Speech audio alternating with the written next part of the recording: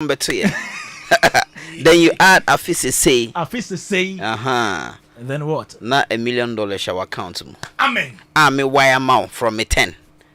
I receive it. My brother, Yes. how have you been? I've been good. I've been trying to catch my breath this month and working and planning for the year. So yes, I guess it's been good. There is an avalanche coming, so we need to prepare avalanche. For it. Yes. Avalanche of what? Of glory, of success, of opportunities. Yeah. 2023 was a good year for you, right? Well, I would say yes. It was a pivotal year. It was a good year. It was we did a lot actually. Most of it not out there actually, but we did a lot in 2023, especially after we did a soft launch of the Mansa World project in 2022. Did the pilot production at the National Theatre in December 2022. We did another production, and then in January we did a production at the University of Ghana. Just for it was a workshop production. Most of which we actually was for free, so people just had to register so that they could come and see.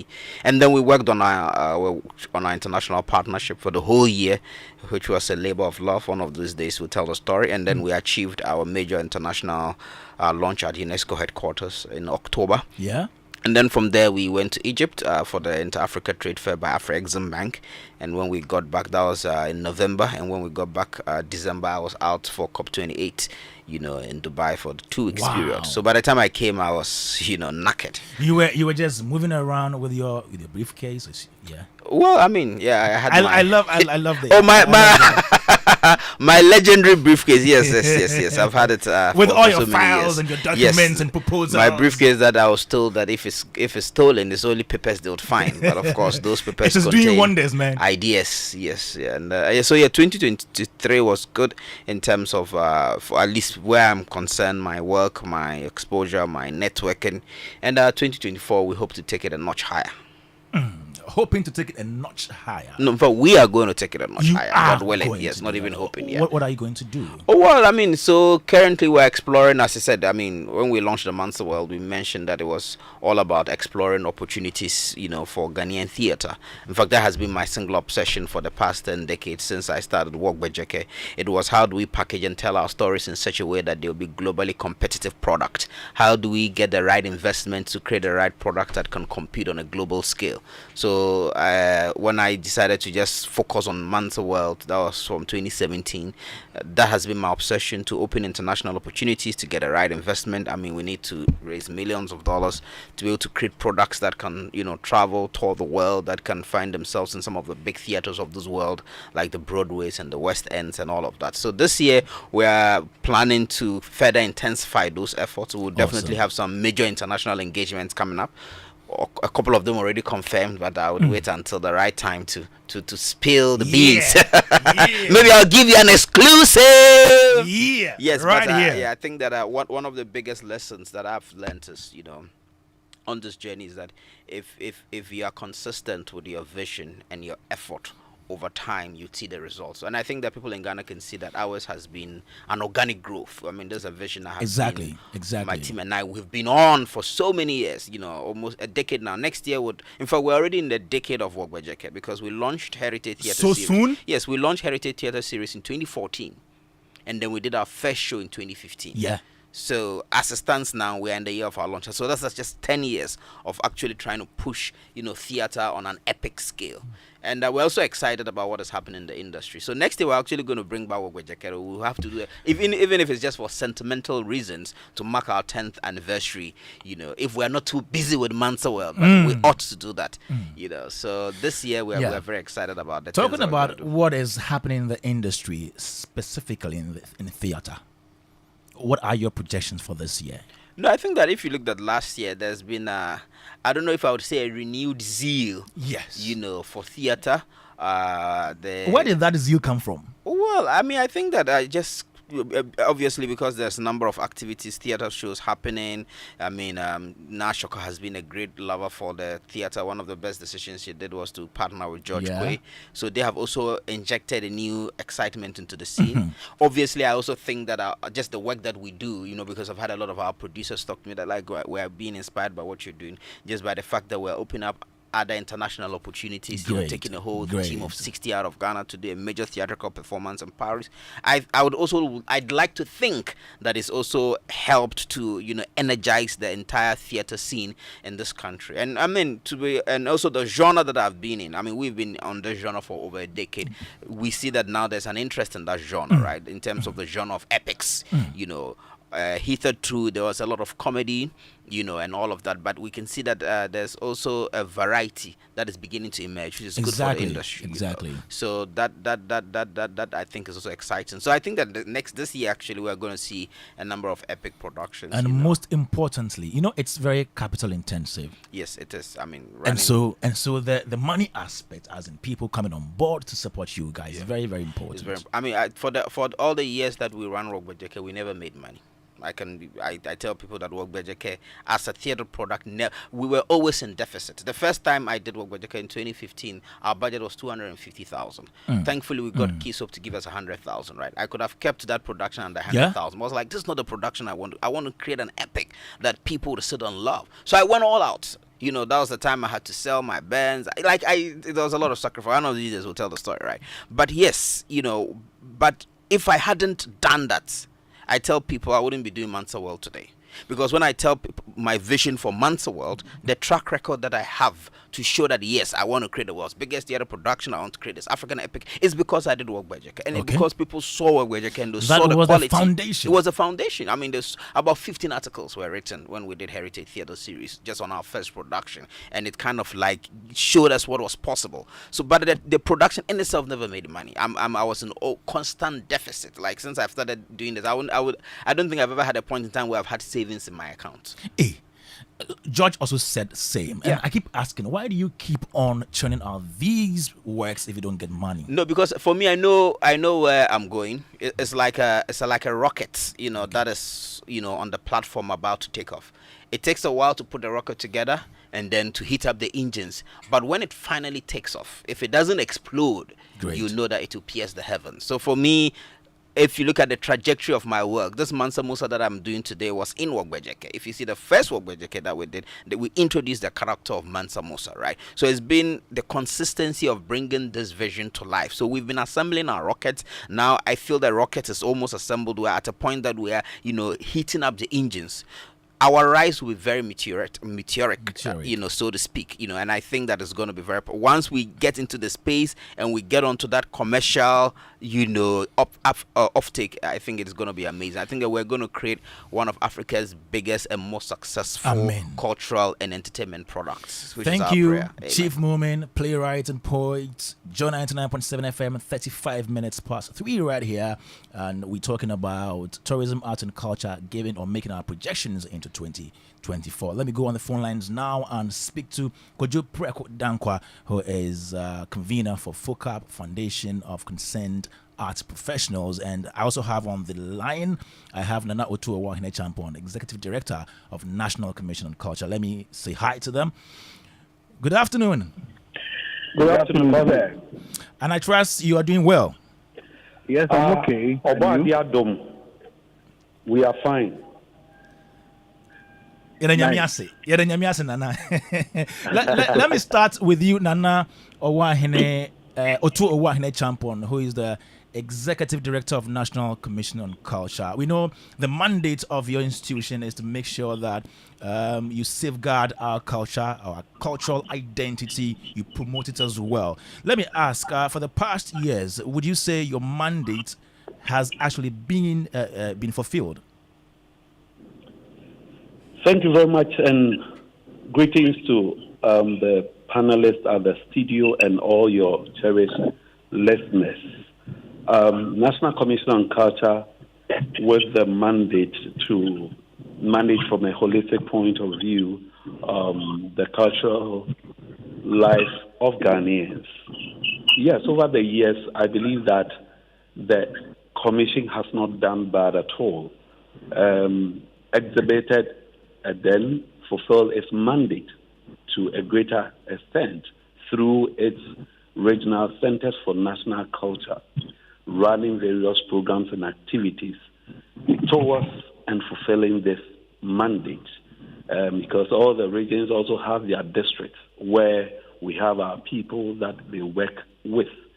So to a large extent, I believe that it has not been bad, though there have been a lot of challenges. One, of course, a key is funding, resources, basic logistics to work to effectively fulfill our mandate. But by and large, it's been good, and we believe that we need to look forward. What is ahead is the most important, that we will put ourselves together to ensure we work towards our mandate.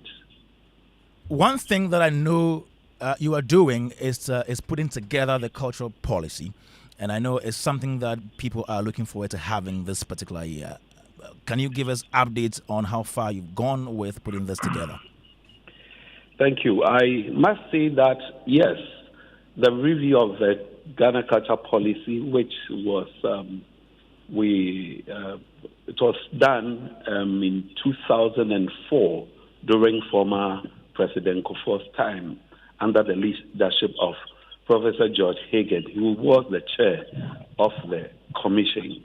As we speak, for a few years now that we started putting together the committee to review, but this time is directly under the auspices of our sector ministry, that's the Ministry of Tourism, Arts and Culture.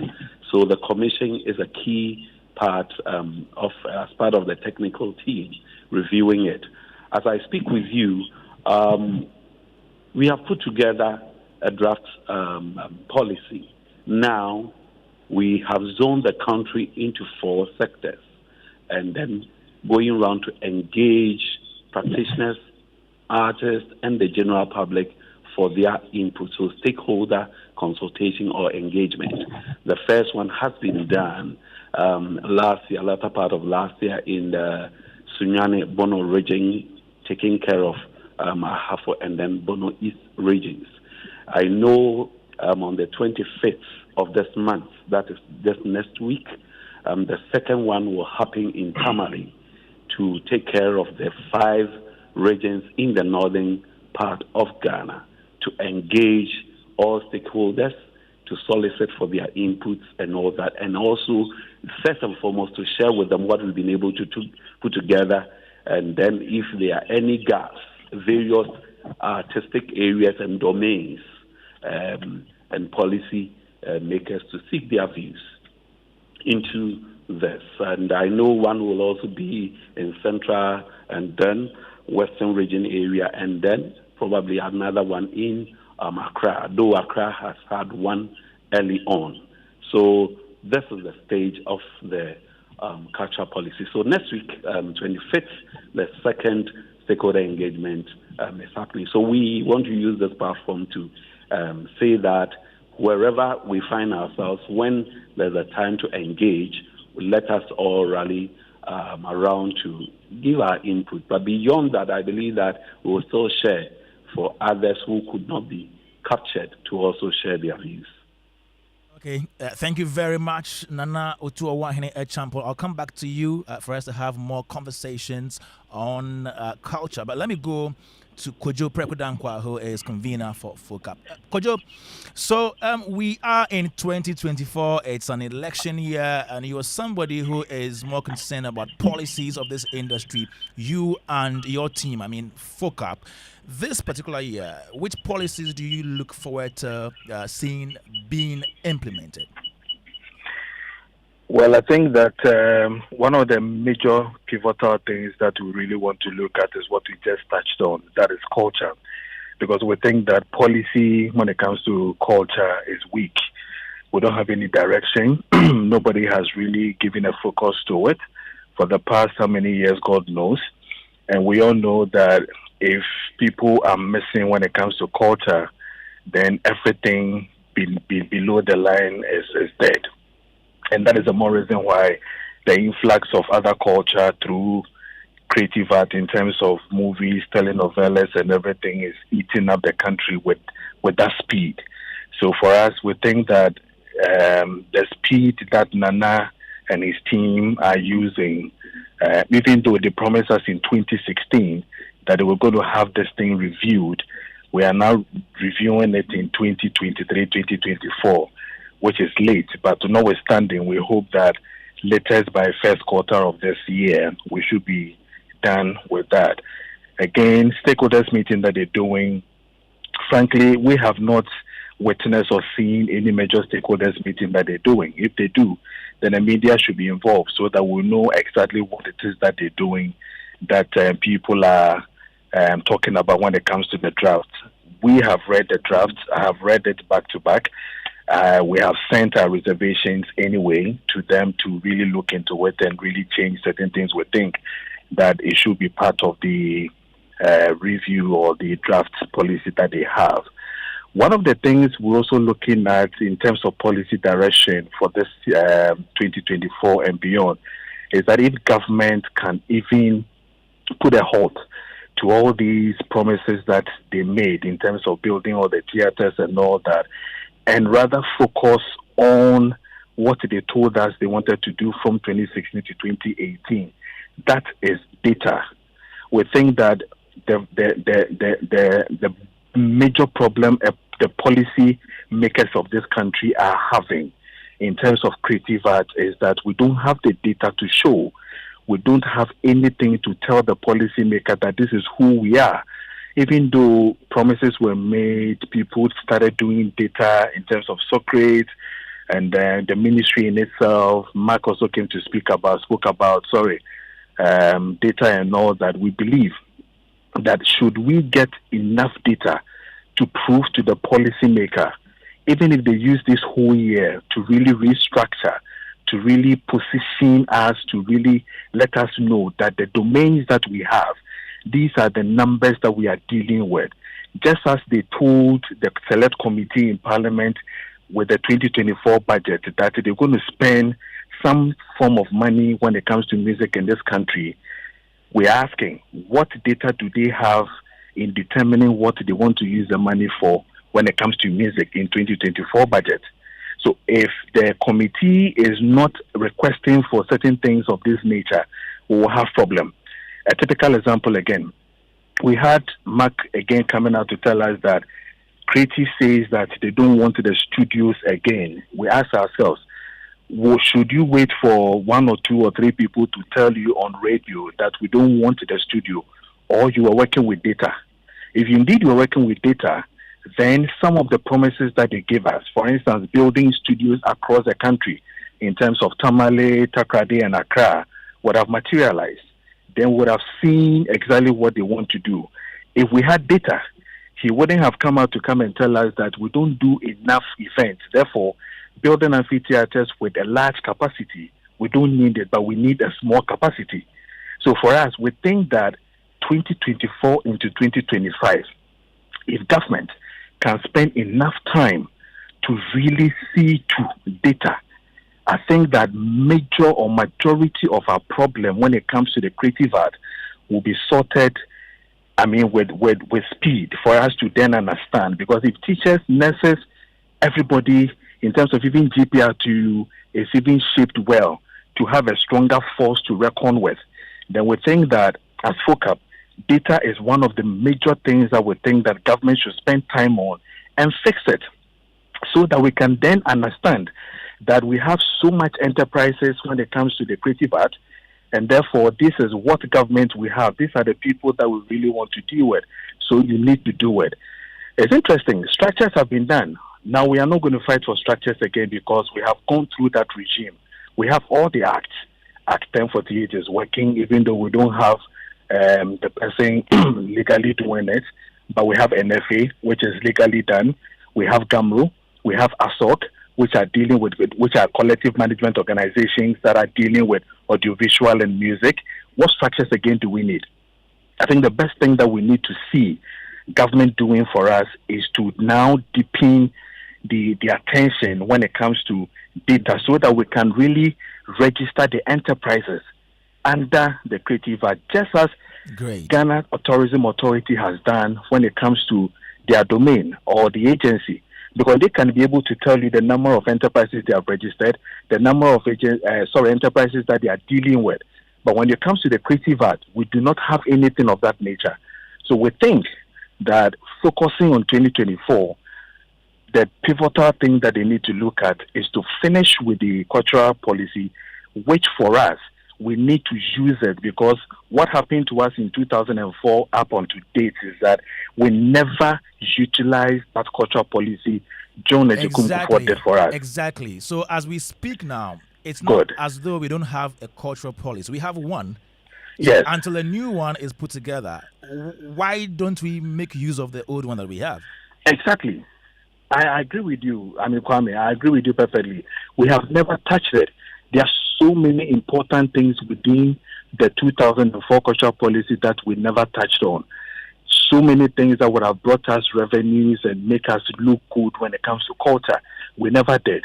So if we are just going for another 82,000 euros or whatever it is from UNESCO, and we're going to do this one and we will not use it, but just for political achievement, to say that when we came, we reviewed it, we will not accept that within the space. I think that culture, in the mix of the ministry, they are missing a lot, because it's tourism, art, and culture. And I think that culture is really missing. We need to give a focus to policy direction for the country to understand what we really want to hold on to. And then for us, we're looking at how government will react or probably fix our data. If don't come back, back or we need to come back again. Kojo, it appears your line is tripping. Can you hear me now?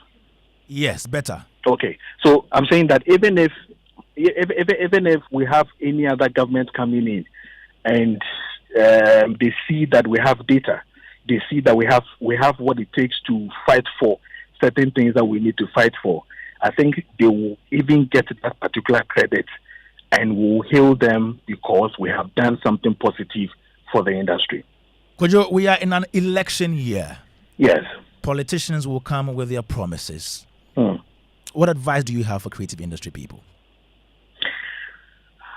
The only advice that I have for creative art people is that we need to keep our heads up. I know they will come with the monies. I know they will come with all the cars and all the things that we need to make us who we want to be, i.e. celebrities, and want to live that expectation. I want to live as a celebrity or probably as a creative arts person. But listen, when they give you that, what it means is that the next 4 years, the next 8 years of your business is missing. They are not going to deal with that. And you will make up your movies, you will do all your music, you will do every single thing you want to do. You won't get what it takes to drive it for a longer time for you. Let's look at the longer, or probably look at the future and not look at the short term. I think that lessons have been learned. We have seen them coming to us back to back. We've seen them meeting us and giving us all the monies that they want to give us. Take the monies. I'm not saying don't take them, but let them insist and tell them that this is what you want to do. Are you advising them to take monies from the politicians? Of course they did. They take. We are not the ones who tell them that they should take. They have been taking it already. I mean, it's a constant thing that they take. Even up to now, they still take it, and they'll continue to take. Is that not inducement? It is not, whether you want to call it inducement or not, they are still taking it, Kwame. Whether we want to give it any meaning, whatever it is, we would not. We will even tell them not to take, but they will still take it. So we're only saying that even if, and that's a conditional phrase, even if you take, tell them that you want a long-term thing with them. You want them to settle your creative art. Because mind you, Kwame, if you check statistics, if you check from Statistical Service, GDP, go and check as we speak, from the last 3 years or 4 years, we have proven nothing. It is zero. Go and check the figures. When you say we, are you talking about the culture, tourism, and arts? Yes, I'm talking about creative art. Or creative art alone? Yes, creative arts alone. Creative arts alone. We are not making anything when it comes to GDP. Statistics will tell you, and Please, do you have these figures to share? Because the last time I asked the Minister of Tourism, Arts and Culture, he told me they were yet to get specific figures for the creative industry alone. Good, because again, they can't even identify the enterprises for them to talk to. So data. So they can't even identify. When they go to the manufacturers, they can tell. when you go to other businesses, real estate, everybody, they can really tell because they have data. But in your area, there's no data for them to show. So then they can't assume how much into the same stream. So for instance, you might want to say that, oh, we were told somewhere last year or last 2 years that beyond the return give us 1.9 billion Ghana cedis. No problem. Trickle down and check how much Creative Art gave. You might not even get any figures from them. That is what we're saying. So when I'll show it to you, I'll send it to you and then chairman for you to see what we are making for the past 3 years. It's nothing. Okay, Kojo, let me say thank you. I know you are going on air now, so let me let me leave you so that let me go to Nana Otu Owahene Echampo. Kojo, thank you so much for your time this afternoon.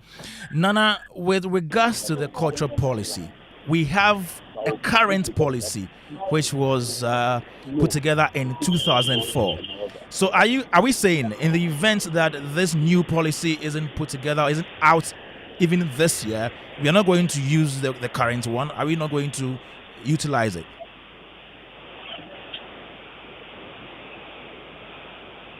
Hello, Nana. Yes, sir. Nana Otu. Yes, sir. I'm asking if we are not going to make use of the current culture policy. The current policy.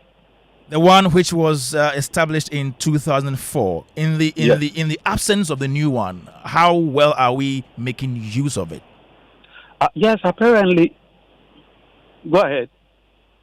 Yeah, so I'm asking, until we get the new policy, are we not going to make use of the current one, the one that is being reviewed? Yes. Until we are able to have this new policy, the old one exists. So whatever it entails and whatever we need to use it to work, currently that is what we have that we'll be working with. But I am hopeful that before the year closes, have you worked with it? Have you worked with it? Are we working with it? We are working with it, but I can say that not to the fullest. Apparently, its usage has not been that, I mean... On what percentage would you give its usage now? Well, for our outfit, through our regional centers, as I indicated early on, and then with our district officers, whatever is enshrined in it, we use it. But the issue is that when it was established, its popularization for effective implementation was not done. I must admit that. So going forward, even the new one that is being worked on, one of the key issue is that implementation. So, Nana, is critical. If we were not able to make good use of this current one, why do we waste resources in putting together this new one? How sure are we that we're going to actually make good use of it? Kwame, we are not wasting resources. You see, 2004, that we had this one, a lot of things have changed, new trends and all that. So there was a need to have a look at it. Of course, it's not an entire overhaul. There are a lot of things that we still will use within it. But as I indicated, I mean, we need to look forward to ensure that what we could not put in place to ensure its implementation, its use and all that, this time we would not make that mistake. Nana, aside from financial, factors, what do you need to make this policy work when it comes to force? Well, a particular sector within the sector ministry should be able to own and lead the crusade in terms of implementation, liaise with all other sectors beyond agencies under our ministry. So that's one key thing. Again, going down to the people, who even knew about the policy 2004 one. So these are issues beyond finances. We need to get it down to the people for them to understand and implement. There is another school of thought that the policy is not a legal document. So how binding is it in its implementation? Is that a challenge? Some way, somehow. Because, yes, not a legal document, but as a country, if we agree that this is the way forward for us, and this is what we are using, so to speak, as our Bible, then I believe that we need to religiously follow it, knowing that it will help us to give us identity as a people and help our entire cultural life as a country. So which other events or activities do you have for the for your commission this year? Well, a number of them, but because of time, let me mention a few of them. Currently, we have the National Commission on Culture UNESCO Iceberg project to train 400 emerging artists and cultural professionals across the country. This is to educate our young artists about the various laws and regulations within our sector, including the culture policy. So we have zoned the country into 4. So we have one zonal conference in Tamale to take care of the 5 regions in the northern part of the country. We have the Kumasi zone to take care of Ahafo, Asante, Bono, and Bono East. And Cape Coast to take care of Cape Coast Western, Western North. Then finally Accra to take care of Accra, Eastern Oti, Volta. Beyond this Iceberg program, we are looking every month of March. We have our Wear Ghana Festival to promote made in Ghana products and rekindle the patriotic spirits of Ghanaians. That will also happen in March. For the month of March, a number of activities to encourage Ghanaians to patronize our own clothes. We also have, this year is the 25th anniversary of the Otumfuo instrument. So we partnering with Menshia for this 25th anniversary with a lot of activity, theater, and so many programs in Kumasi. In October, we hope to have our biannual flagship program, that is NAFAC, National Festival of Arts and Culture, which this time will take place in Techiman in the Bono East region. This year, we seek to leverage on partnerships and collaborations to rebrand the National Commission on Culture in so many activities. Our sister agencies within the ministry and beyond.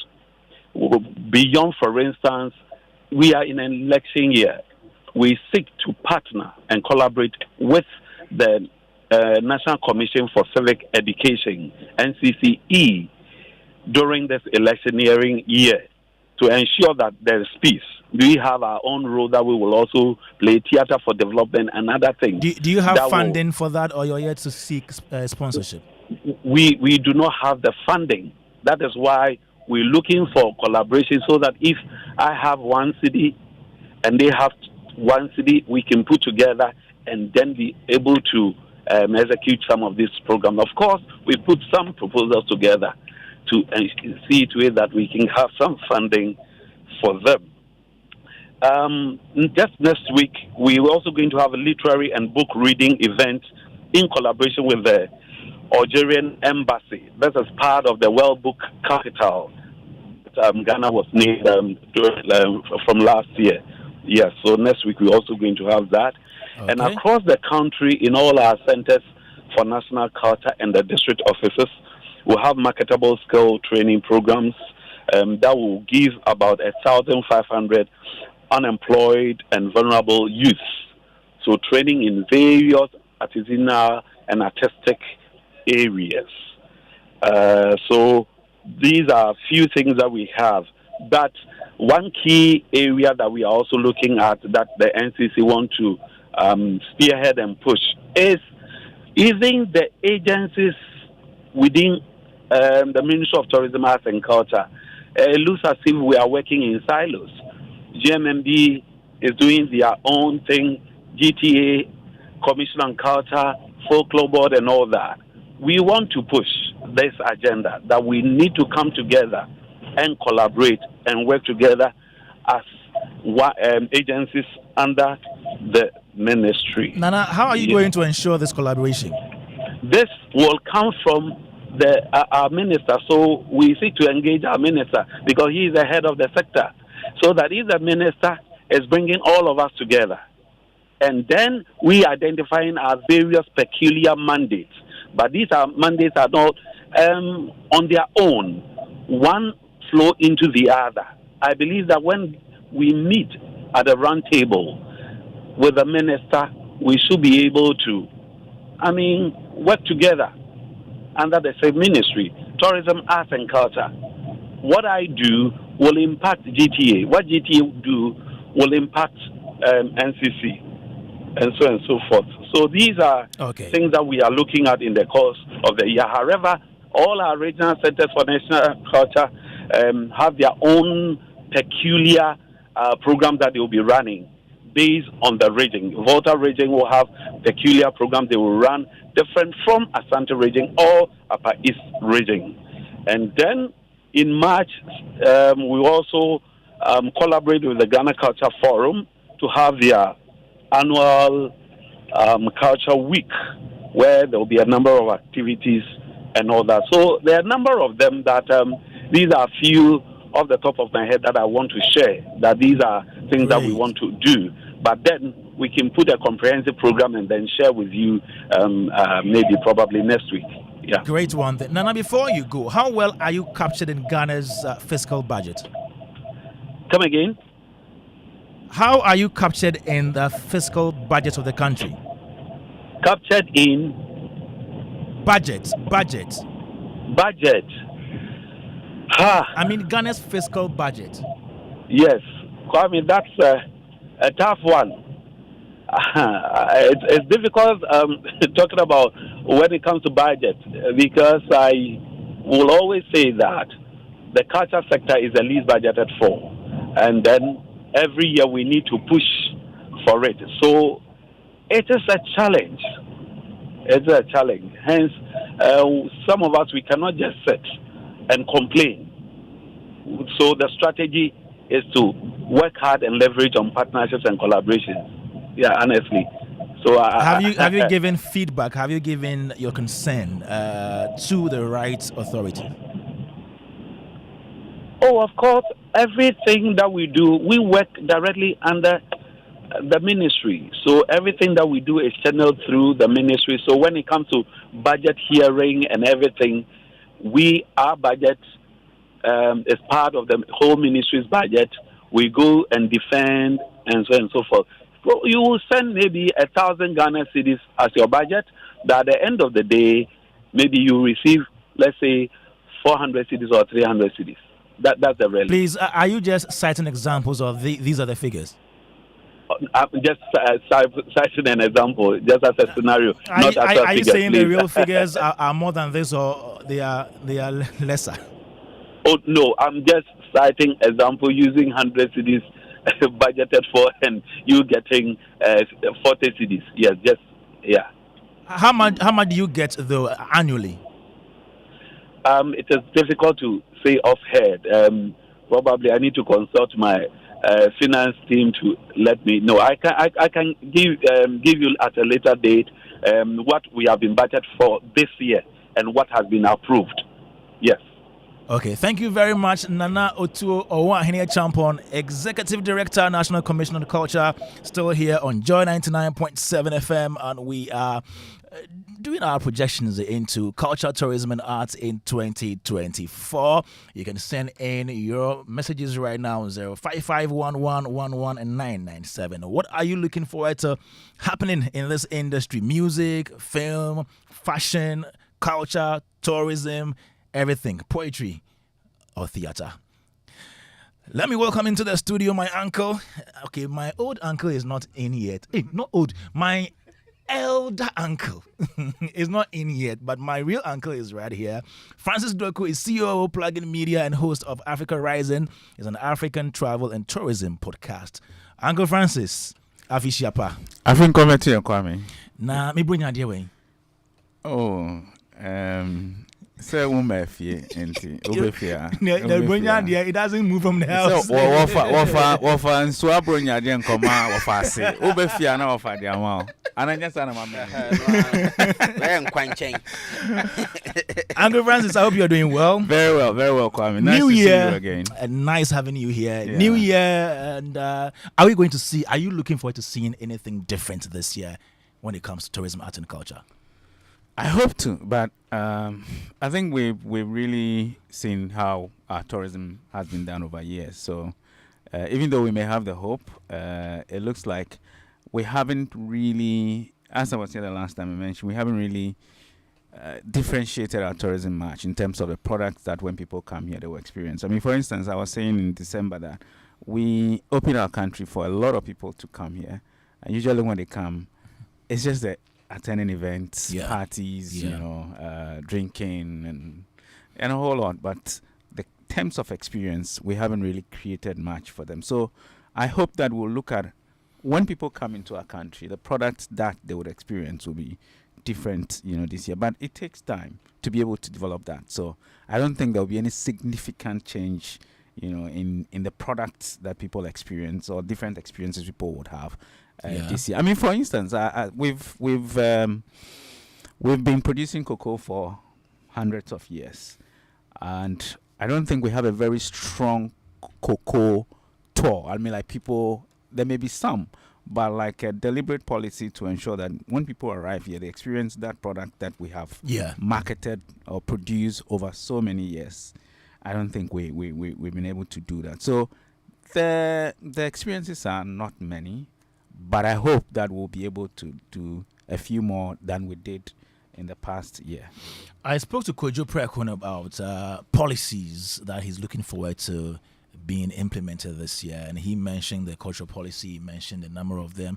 He also talked about the political season as an election year and how it would affect this industry. What do you make of this year being an election year and how that will impact this industry?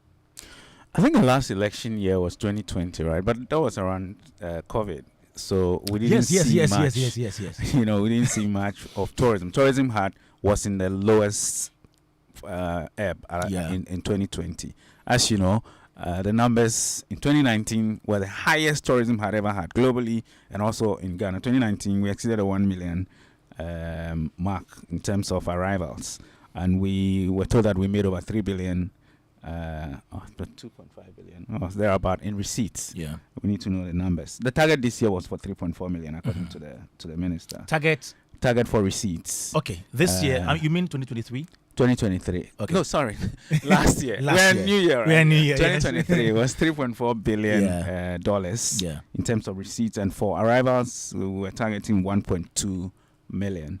So we will see the figures if we were able to. Usually take a bit of time for that to come. Even though the UN WTO has put out the global numbers already, but here it takes a bit of time for us to. So I think that elections has a way of affecting, people become a bit, especially in Africa, people become a bit apprehensive to travel to countries where elections are taking place, especially around the period of election.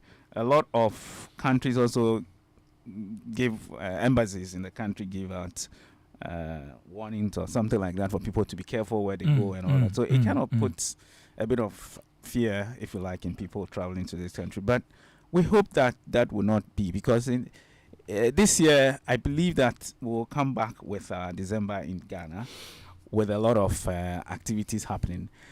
But it's a bit happening around election. You see that? Yes, you see that being fruitful. I think we haven't been there before, right? We have not been there before. It will be the first time we're experiencing that December election is happening. That during the election period.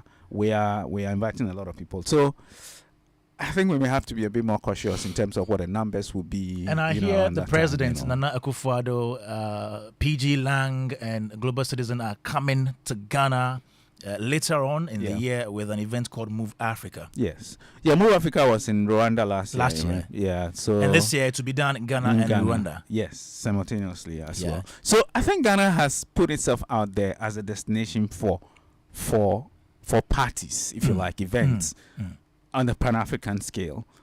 So everybody wants to come to Ghana around when those activities happen. In 2022, when we had was it 2022 that we have the Global Citizen Concert? Yes. We had all the people coming here.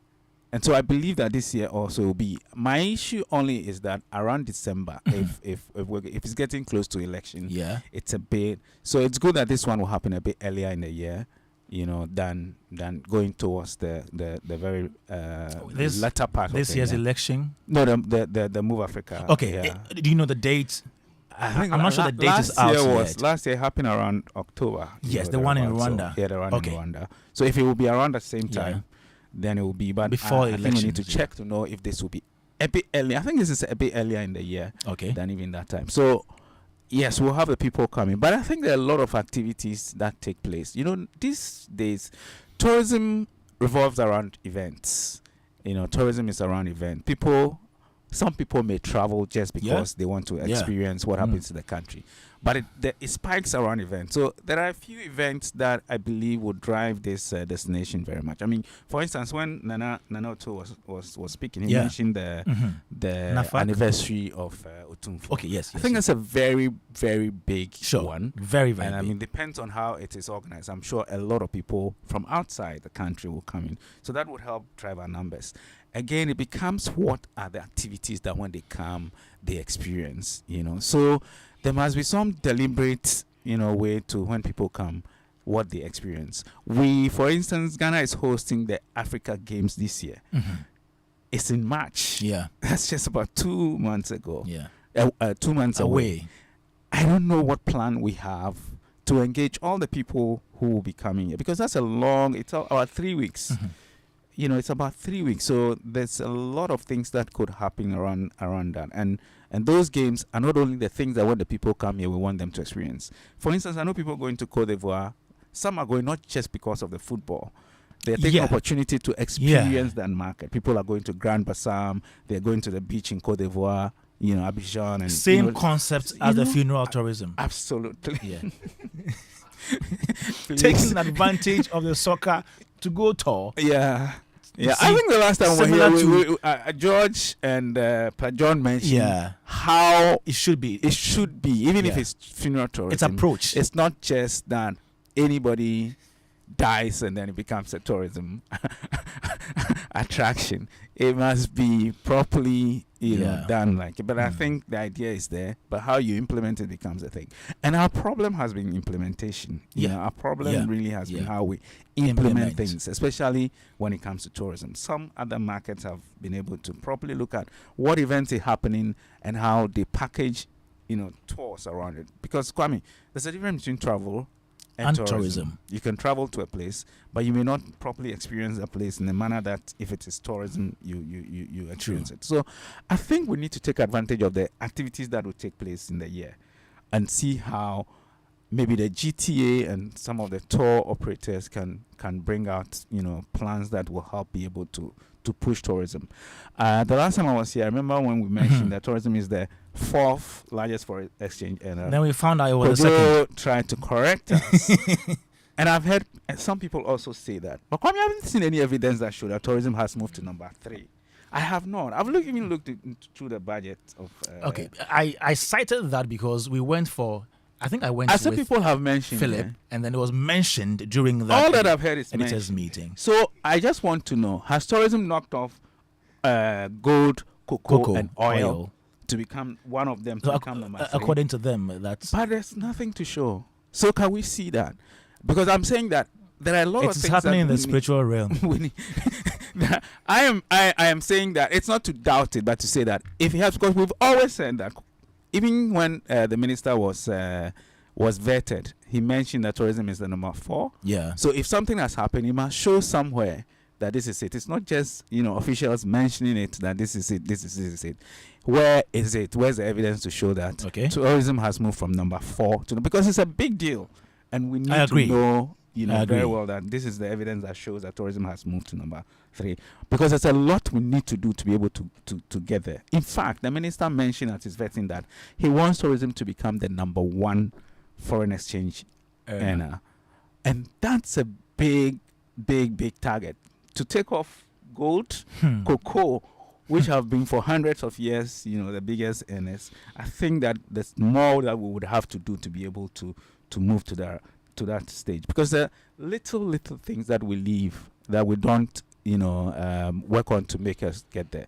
For instance, let me cite one last example. Okay. I mean, everybody knows that the lowest point of West Africa is the Cape 3 Points. Yeah. Is the lowest point in West Africa. Yeah. Lowest point in Ghana and lowest point in West Africa. So it is a big deal, I think. In my view, that's a place we want to draw a lot of people to go and see as one of the places where if you want to look at where people who travel to Ghana to go and look at where Ghana, the tip of Ghana into the ocean, the tip of West Africa in the ocean will go to. But December, I tried to drive to that place. I saw your post. It took me 2 hours of driving on bare ground. How was the road? It's the most terrible road I've ever driven on.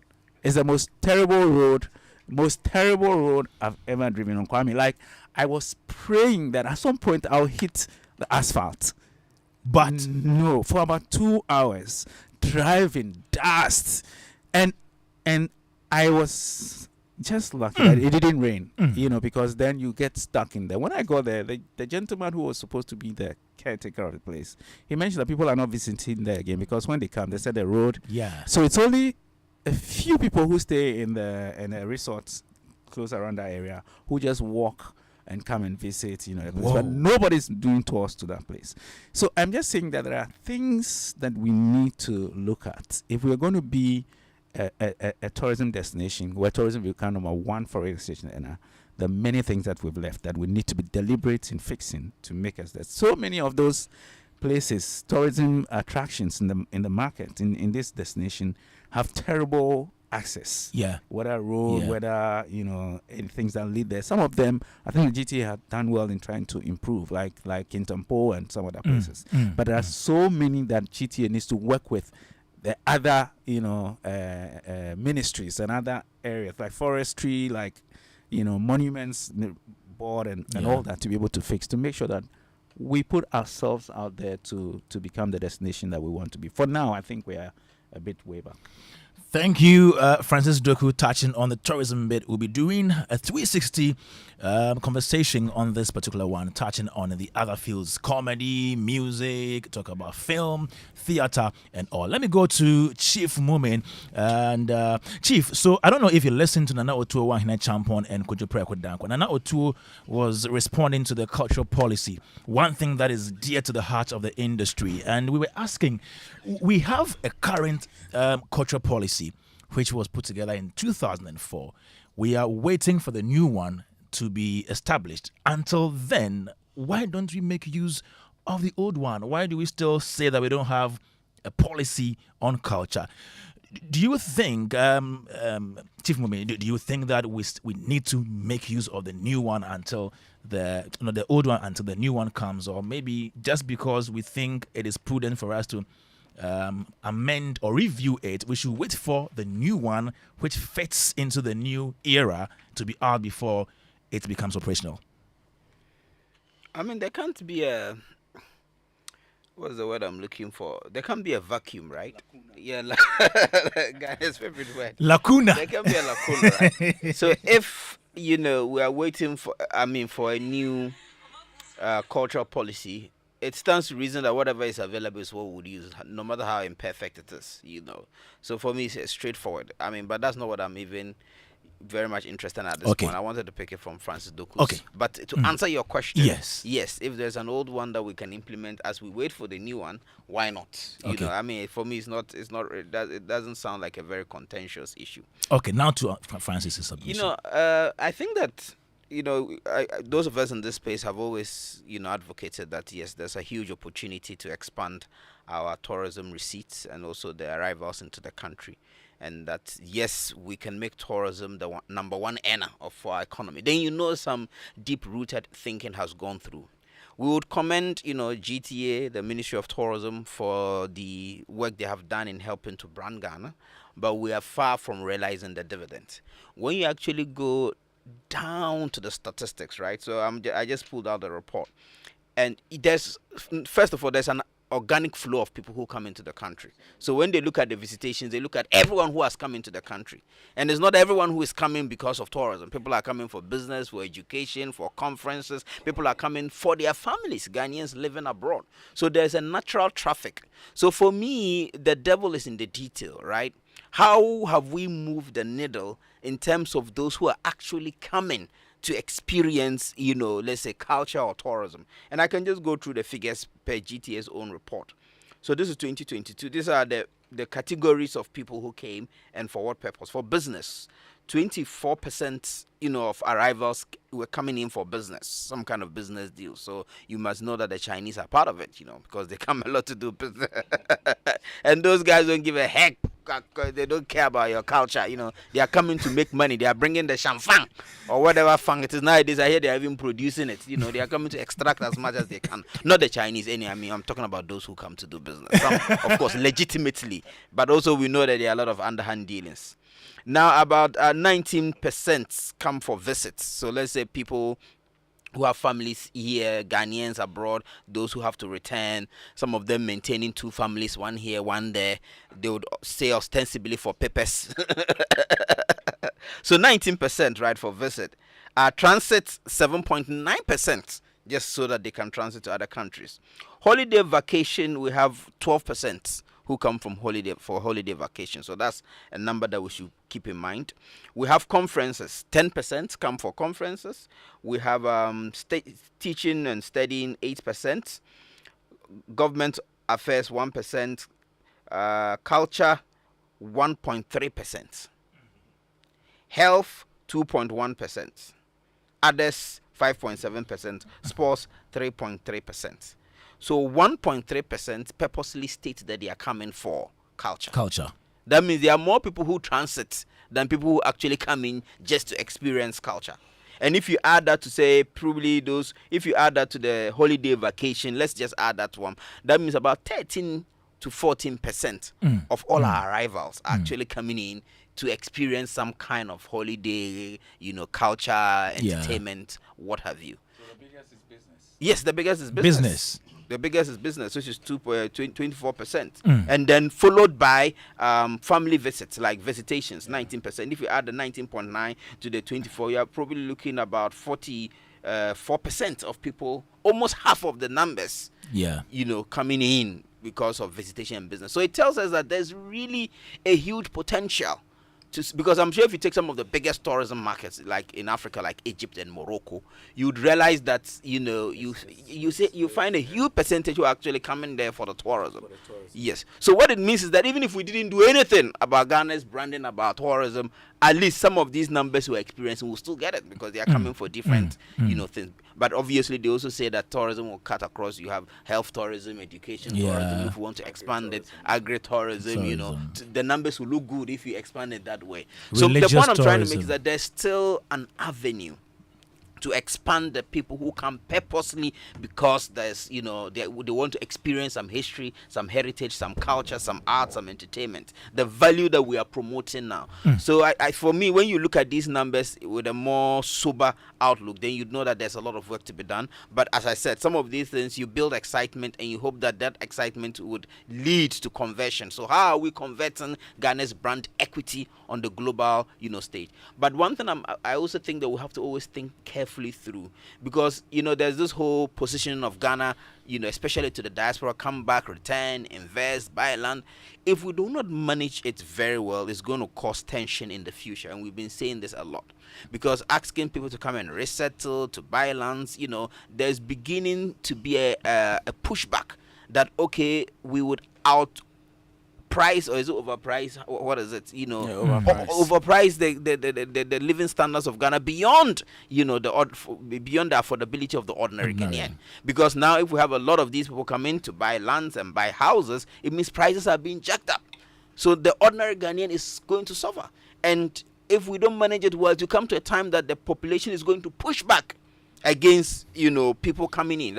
We experience our own immigration crisis. So I think that government, we really need to sit through and think through of what this policy is. I don't think that we should have a very active policy that says people should come and resettle. I think that Ghana should be welcoming to anybody. Africans in the diaspora, black people, yes, we should know that you can come and go. But I think that our positioning should be more of a transit. That is, Ghana is always there as a pilgrimage. It's like almost a Mecca for the Pan-African. People, the Muslims who go to Mecca don't go to stay there. They come millions of people every year and they go back, right? I think probably that's how we should also begin positioning ourselves. Because I see a lot of ads on Instagram. Hey, do you know that with a fraction of what you are spending in Atlanta or in New York, you can buy a house, a beachside front at this? If that frenzy is allowed to continue, I'm afraid that it's going to cause some tensions in the future. Real estate is even more expensive here than in those places. Well, it depends. It depends.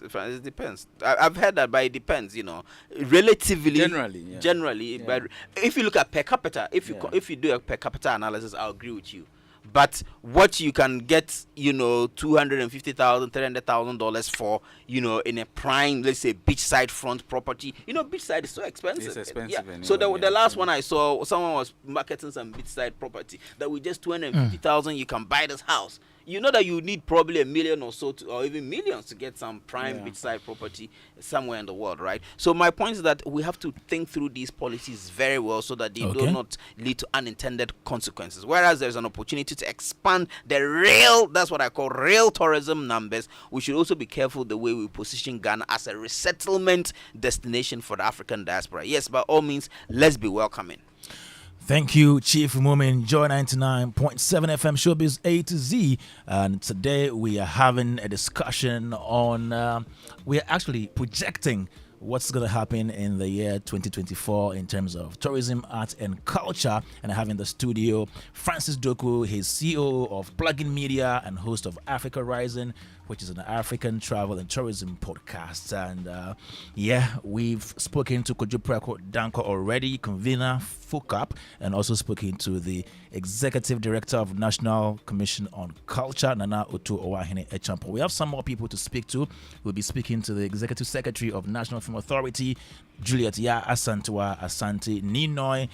From the gospel side, will be speaking to us as well. Then Bessa Simons is President of Musica. In the meantime, though, I have a friend called Derek in the studio. He's Derek, he's Kobina, he's Bonnie. Hi. You too high. How are you? I'm tall, above 6 feet, very handsome, attractive, financially stable. Who told you you're attractive? I'm very attractive. It's not for a man to say. LGBTQ, dampering by. You think I'm waiting for you to adore me? Are you serious? Guys, we have DKB in the studio. Yeah, how do I describe you? Are you? What are you? Multifaceted. I just don't want to be broke. So I have my head in a lot of things. Event organizer, event coordinator, event host, MC, stand-up comedian, radio presenter, TV presenter, content producer. Yeah, a tenant and a floating voter. And a landlord. Plus car owner, so yeah. Okay, but we largely know you to be a comedian. Yeah. That's yeah. For how long have you been, quote unquote? I don't want to use that. You mean when I went commercial, when I discovered? For how long have you been doing comedy? Commercial, or because there's a point where you discover it and you nurture, then you go commercial. Commercial. So you perform, you get paid. Yeah. 2007, level 200, University of Ghana. Yeah. I was being paid 50 cedis. 2007. Yeah. 500,000, 600,000, 700,000, which is 50 cedis, 70 cedis, 80 cedis to perform. All Ghana cedis. Yes. And my fees were 1.8. Wow. Which is 180 cedis. So I was paid a third of my school fees to perform. So by third year, I was paying my own fees. That was good money then, to you? Yeah, it's a lot. So the 50 cedi then is like equivalent of 500 cedis today, maybe. And so I was able to pay my fees and enjoy campus life, grab somebody's daughter, make her happy. They're all essentials. We are men. We all know what I'm talking about. Oh, you have somebody's But daughter out of now? hypocrisy, a lot of people pretend they don't know what I'm talking about. Are you, Why is Francis Bonnet? Whose daughter is that? What? Bro, who invited Uncle Francis into this? We are all here. We are talking. We are having a roundtable Yeah, discussion. Papa Kasanke. They don't mention anybody. They treat you like Moko. Oh yeah, Charlie. Are you married? Talking about somebody's daughter. Too. Talking about somebody's daughter. Yeah. So does every daughter we talk about end up in marriage?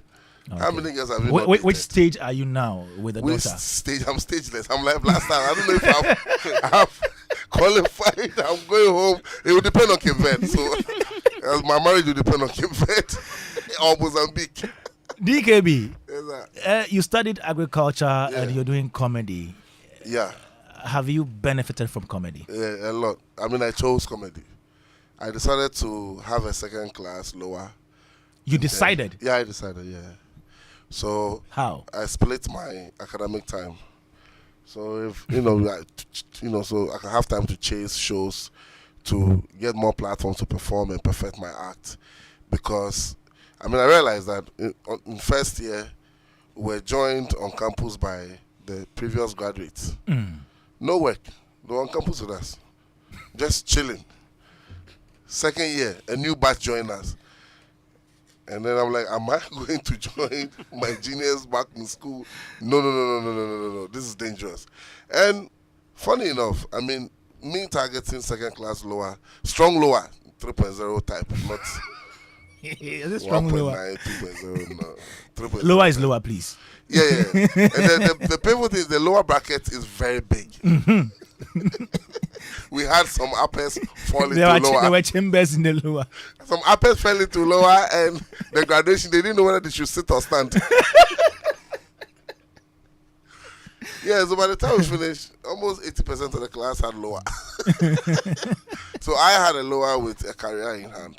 Okay. So that's why most of my mates were going to banking and Ministry of Agric. Ministry of Food and Agriculture, MOFA.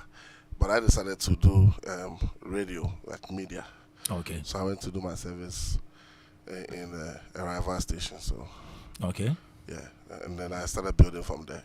So it's like I discovered myself, and I just made the right decisions to build myself. I remember second year, before we get to third year, I had asked our predecessors, who are the best lecturers to deal with, who are the easygoing lecturers, and all of that.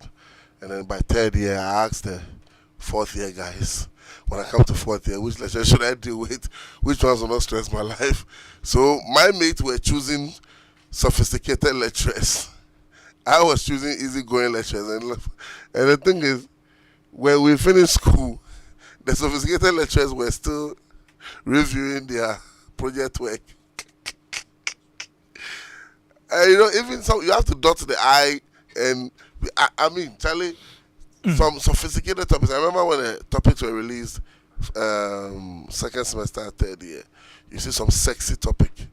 The influence of capsid on cocoa and its relation to the financial dynamics of the country. This thing you are going to pick. You are going to do literature review on capsid. You are going to do literature review on cocoa. You do literature review on the economy. Then you come and connect the three of them. Now the capsid itself, you must raise it, infect the cocoa with it, wait for the cocoa to show signs and symptoms. Sexy topic, but you die. So because I knew I had to save some time to do comedy on the side. So I was always asking ahead, telling who are the lecturers who are easygoing, who don't have time for all this undergrads. Because some of the lecturers I was linked to, they didn't regard undergrad. They were all busy with the master students and PhD stuff. So they saw us as a nuisance. So you're going to check, do this and get out of my office. So it was easy for me to have time to develop comedy. Yeah. Okay. I'll come back to you to talk about comedy in Ghana now. Okay. But let me go on the phone lines now and speak to the Executive Secretary of the National Film Authority, Juliet Ya Asantua Asante. Good afternoon. Good afternoon, Kwame. How are you? I'm doing well. How about you? I'm very good. Awesome. Happy New Year. Many happy returns, and I trust the film industry is doing well. It's going, yes. But let me first say Happy New Year and hello to everyone in the studio, and also all Ghanaians that are listening, and especially all filmmakers, and by extension, everyone in the creative space. Okay, thank you very much. So you held the Africa Cinema Summit last year. There was the Ghana Cinema Week, among others. So how would you assess the performance of the film industry in 2023? I think 2023 was a very busy year. We are still at the point when we are doing a lot of foundation work, but a lot of things are starting to take off. So, based on assessment, if you are even talking about the Africa Cinema Summit and you ask about some of the things that happened there, you see that there's growth and that the growth is beginning to pick up, but there's still a lot to be done, obviously, to help talents or leapfrog some of the things that we want to happen. Do some of these things that you did, do they really translate into the development of the film industry, as in specifically the number of movies being churned out? I had a lot of questions on social media whether Ghanaian movie producers are really churning out movies. Are they producing movies?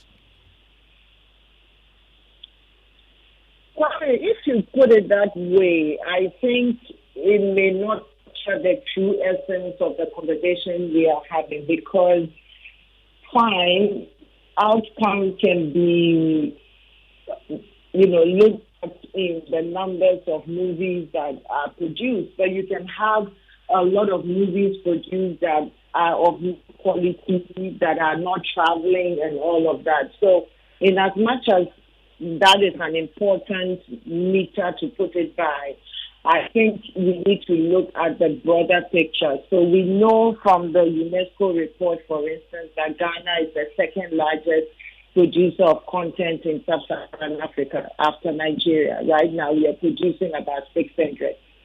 But then you may ask yourself the question, what is the quality of those productions? Are those productions hitting global markets?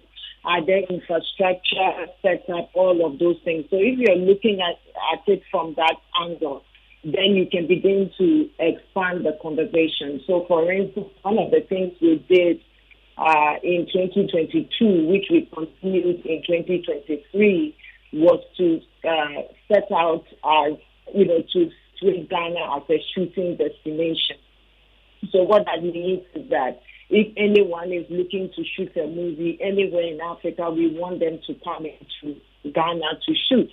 Now, if you look at it from that angle, then of course you have to look at what kind of policies are there that are encouraging of those, what kind of infrastructure is there, because then that is when you can begin to look at the larger numbers or bigger numbers. And we know that if foreign productions come into that, perhaps the budget may be in the millions, as opposed to when you do a production and the budget is, say, 50,000 or 10,000 Ghana cedis. So for me, when I'm looking at progress, I don't necessarily look at just the numbers, but you look at all of those.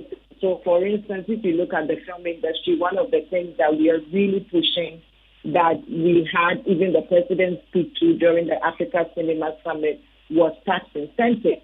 So if you look at tax incentive like this, it's critical not just for foreign productions coming into Ghana, but for local productions as well. And during the Africa Cinema Summit, His Excellency made a direct commitment towards tax incentive. And I can say on authority that the National Film Authority is working on that seriously as instructions from the presidency based on that announcement and our ministry. So this is something that we have been working on for a while, but now it is being put on fast track.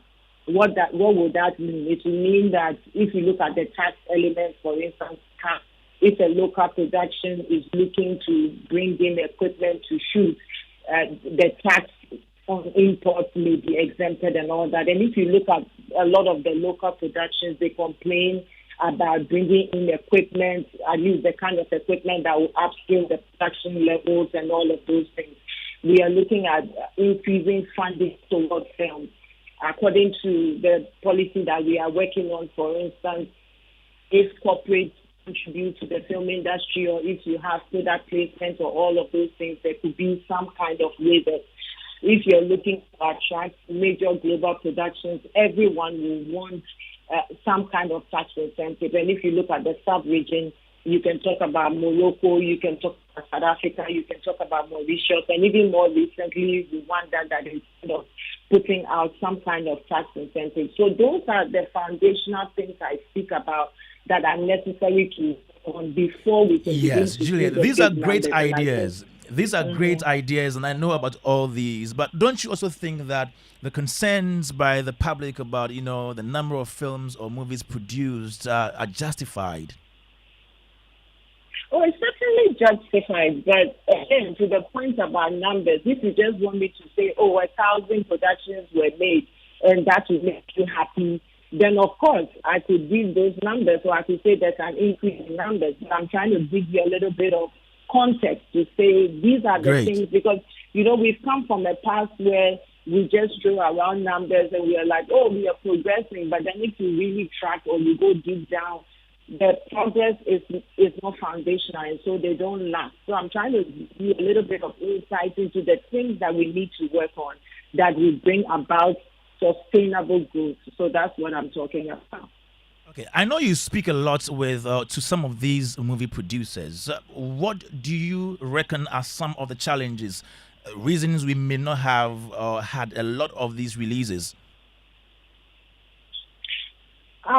Funding will always remain the number one, right? Because if you have funding challenges, let me give you an example. If, during the Christmas we had Tribe of Judah, for instance, that came from Nigeria, and we all saw the numbers, and it was one of the biggest.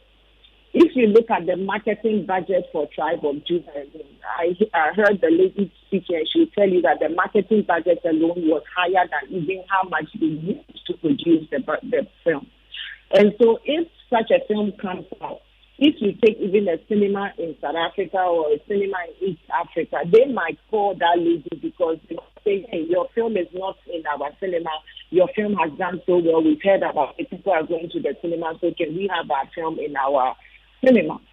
So if you look at a local production that may be going into a production with less budget, right, then you will do marketing. Even production values may not be high. And so you show your film at Silverbird, and afterwards, where do you go?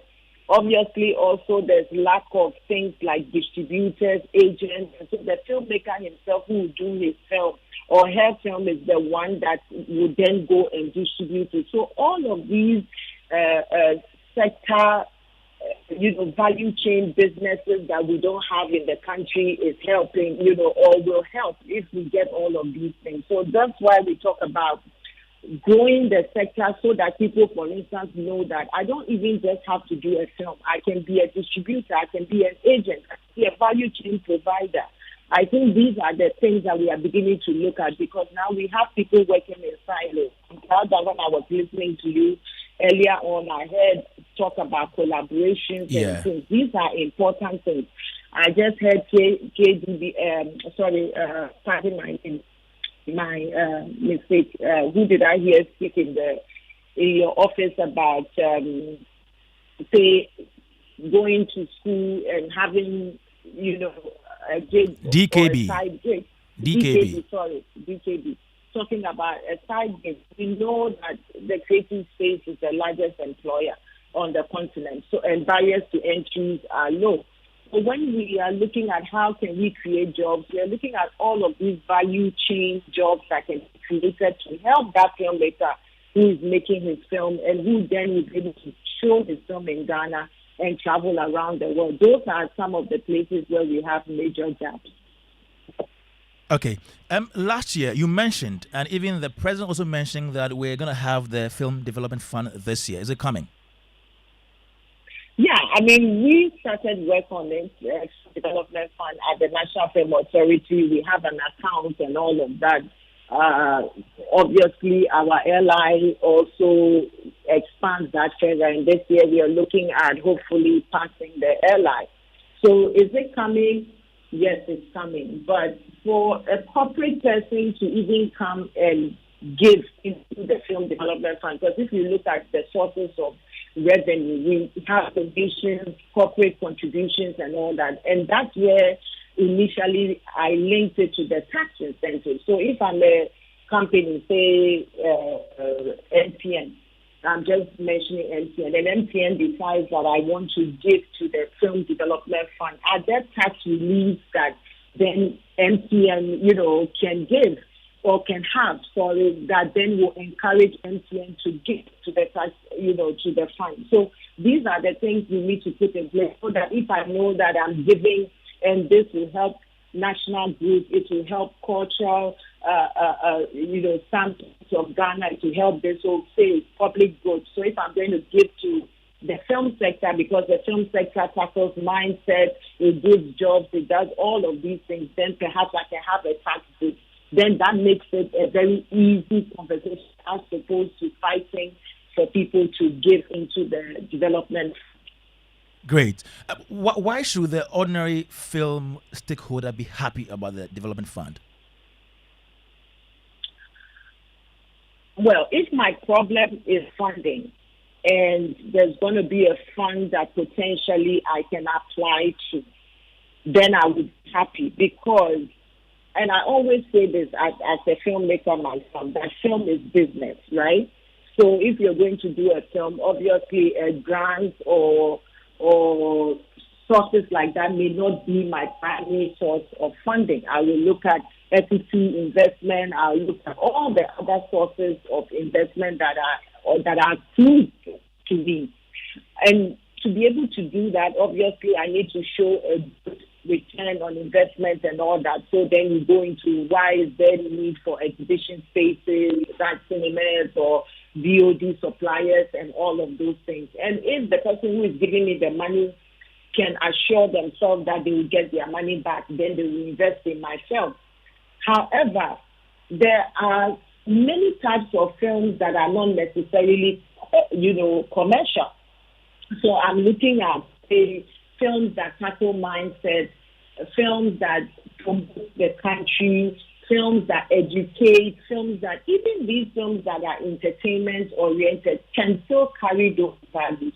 There must be a way that Ghana can begin to support filmmakers to do documentaries, to do, for instance, the election is coming.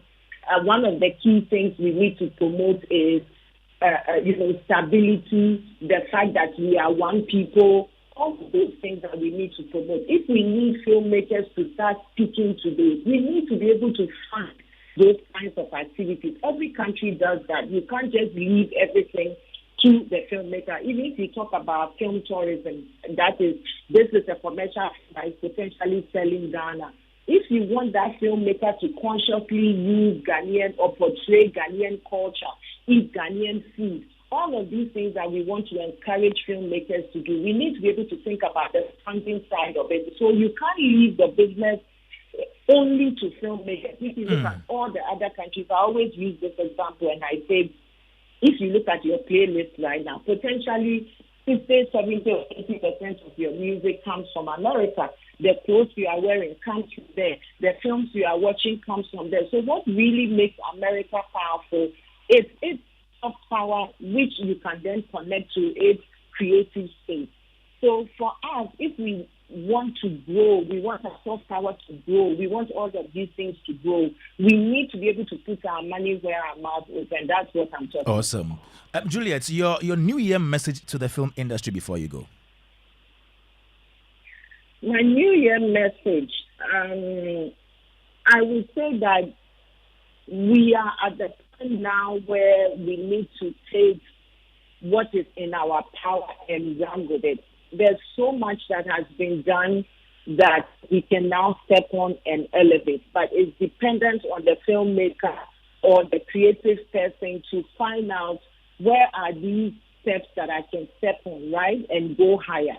And so I feel that all the things that we are pursuing, tax incentives, local content, promoting shooting Ghana, all of these things that we are promoting, even the film fund that we are talking about, these are not things that we should just leave to the National Film Authority to be doing. Every stakeholder has a responsibility to play at the table.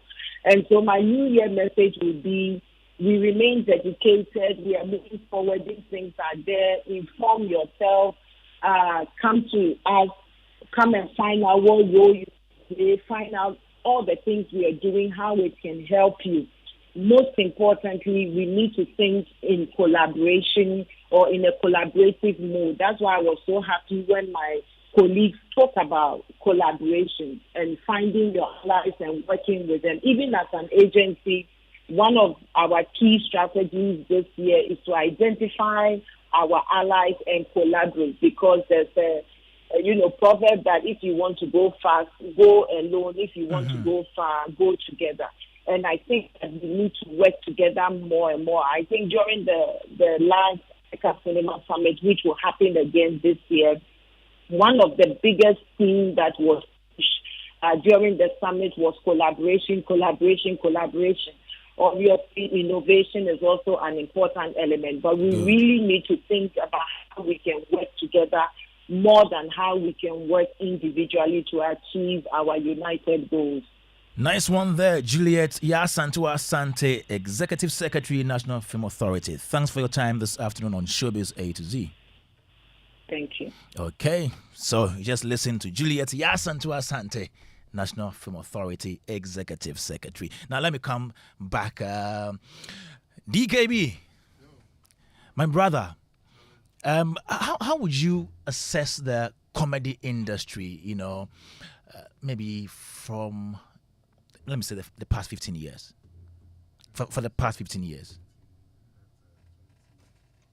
2011. Or 2009. 2009 makes it 15. That's long. Am I hungry or sleepy? No, let's not leave out 2020. The years with a zero count as one. Yeah. Yeah, so since you started comedy commercially till now, yeah, your assessment of the industry since that time till now? Some of the difficulties we went through, we are witnesses here. Uncle Francis is our witness. You are our witness. I don't know anything about you. You used to curse them when you were in I don't know anything about you. You know, Pa, when you were in Vision FM. RIP to your former, to your CEO who is deceased now. It's so unfortunate. It's so unfortunate in Ghana, you die with your business. Okay. Did he die before Vision died? Okay. Or Vision died before he died? I just want to know. Okay, it's okay. Please. So moving on. Moving on. From 2010, 2010 that side. That was when I finished school. Okay. Yes, that's when the issue was rife. There are no comedians in Ghana. Yes, it hung on for like 5 years, from 2009 till 2013. 2010 we had a breakthrough, but it fizzled out. That was Funny Face. So our tactics was that at that time there was a comedian in Ghana. Yeah. So the for 20.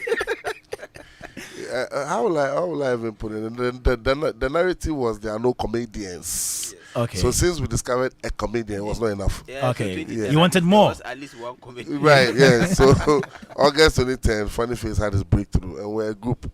So we were just looking at one among us having a chance to become a poster boy. Then he pulls everybody along. Yeah. And then he got his breakthrough and he betrayed us. Oh. He said he's not part of any group. Said, I'm telling you, I'm not part of any group, my brother. I don't know them. My God. It's me and it is me alone. I remember usually we used to meet at Legon. He was dealing with his breakups. Which breakups? Please. He got a breakthrough, but maybe he was dealing with his when he broke through, then the breakthrough broke up. Because things were breaking. We cried. I remember we were at Legon on the road. That's where we used to meet to organize our programs. It's like the budget of the programs were less than 300 cities because each person brings like 50 Ghana, and then we used to organize it. We rent chairs, and then sometimes KSM also supports us a little. Oh, okay. Yeah, so funny face, getting this breakthrough, we knew now our shows was going to get big numbers. And then he charged us 50 million. The show budget is 3 million, you charging us 15 million. My God, where am I going to get the money? Where am I going to get the money? Yo, it was disastrous. So now we have to go back to the drawing board to keep working to see who will become the poster boy.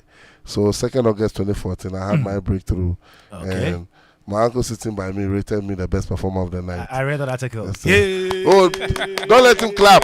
By Monday he did a review. Can you imagine? I'm like, Francis is no lawyer. We are from the same. During the sad part, I'm a product of Usudoku, and he carries the authentic genealogical name, Francis Doku. He just left with Osu to be a village. He do me like this. What did he do to you? He reviewed. He put me number 4.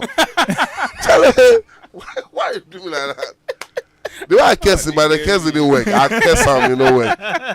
He must have a fornicator, so just like you, Kwame. So, Hey, Kwame, please, the father you're behind that mic. Focus on yourself. I won't focus on myself. The father you're behind the mic as the host, that's not me. Respect Joy FM microphone, please. I respect the microphone, I don't respect you. So involve yourself.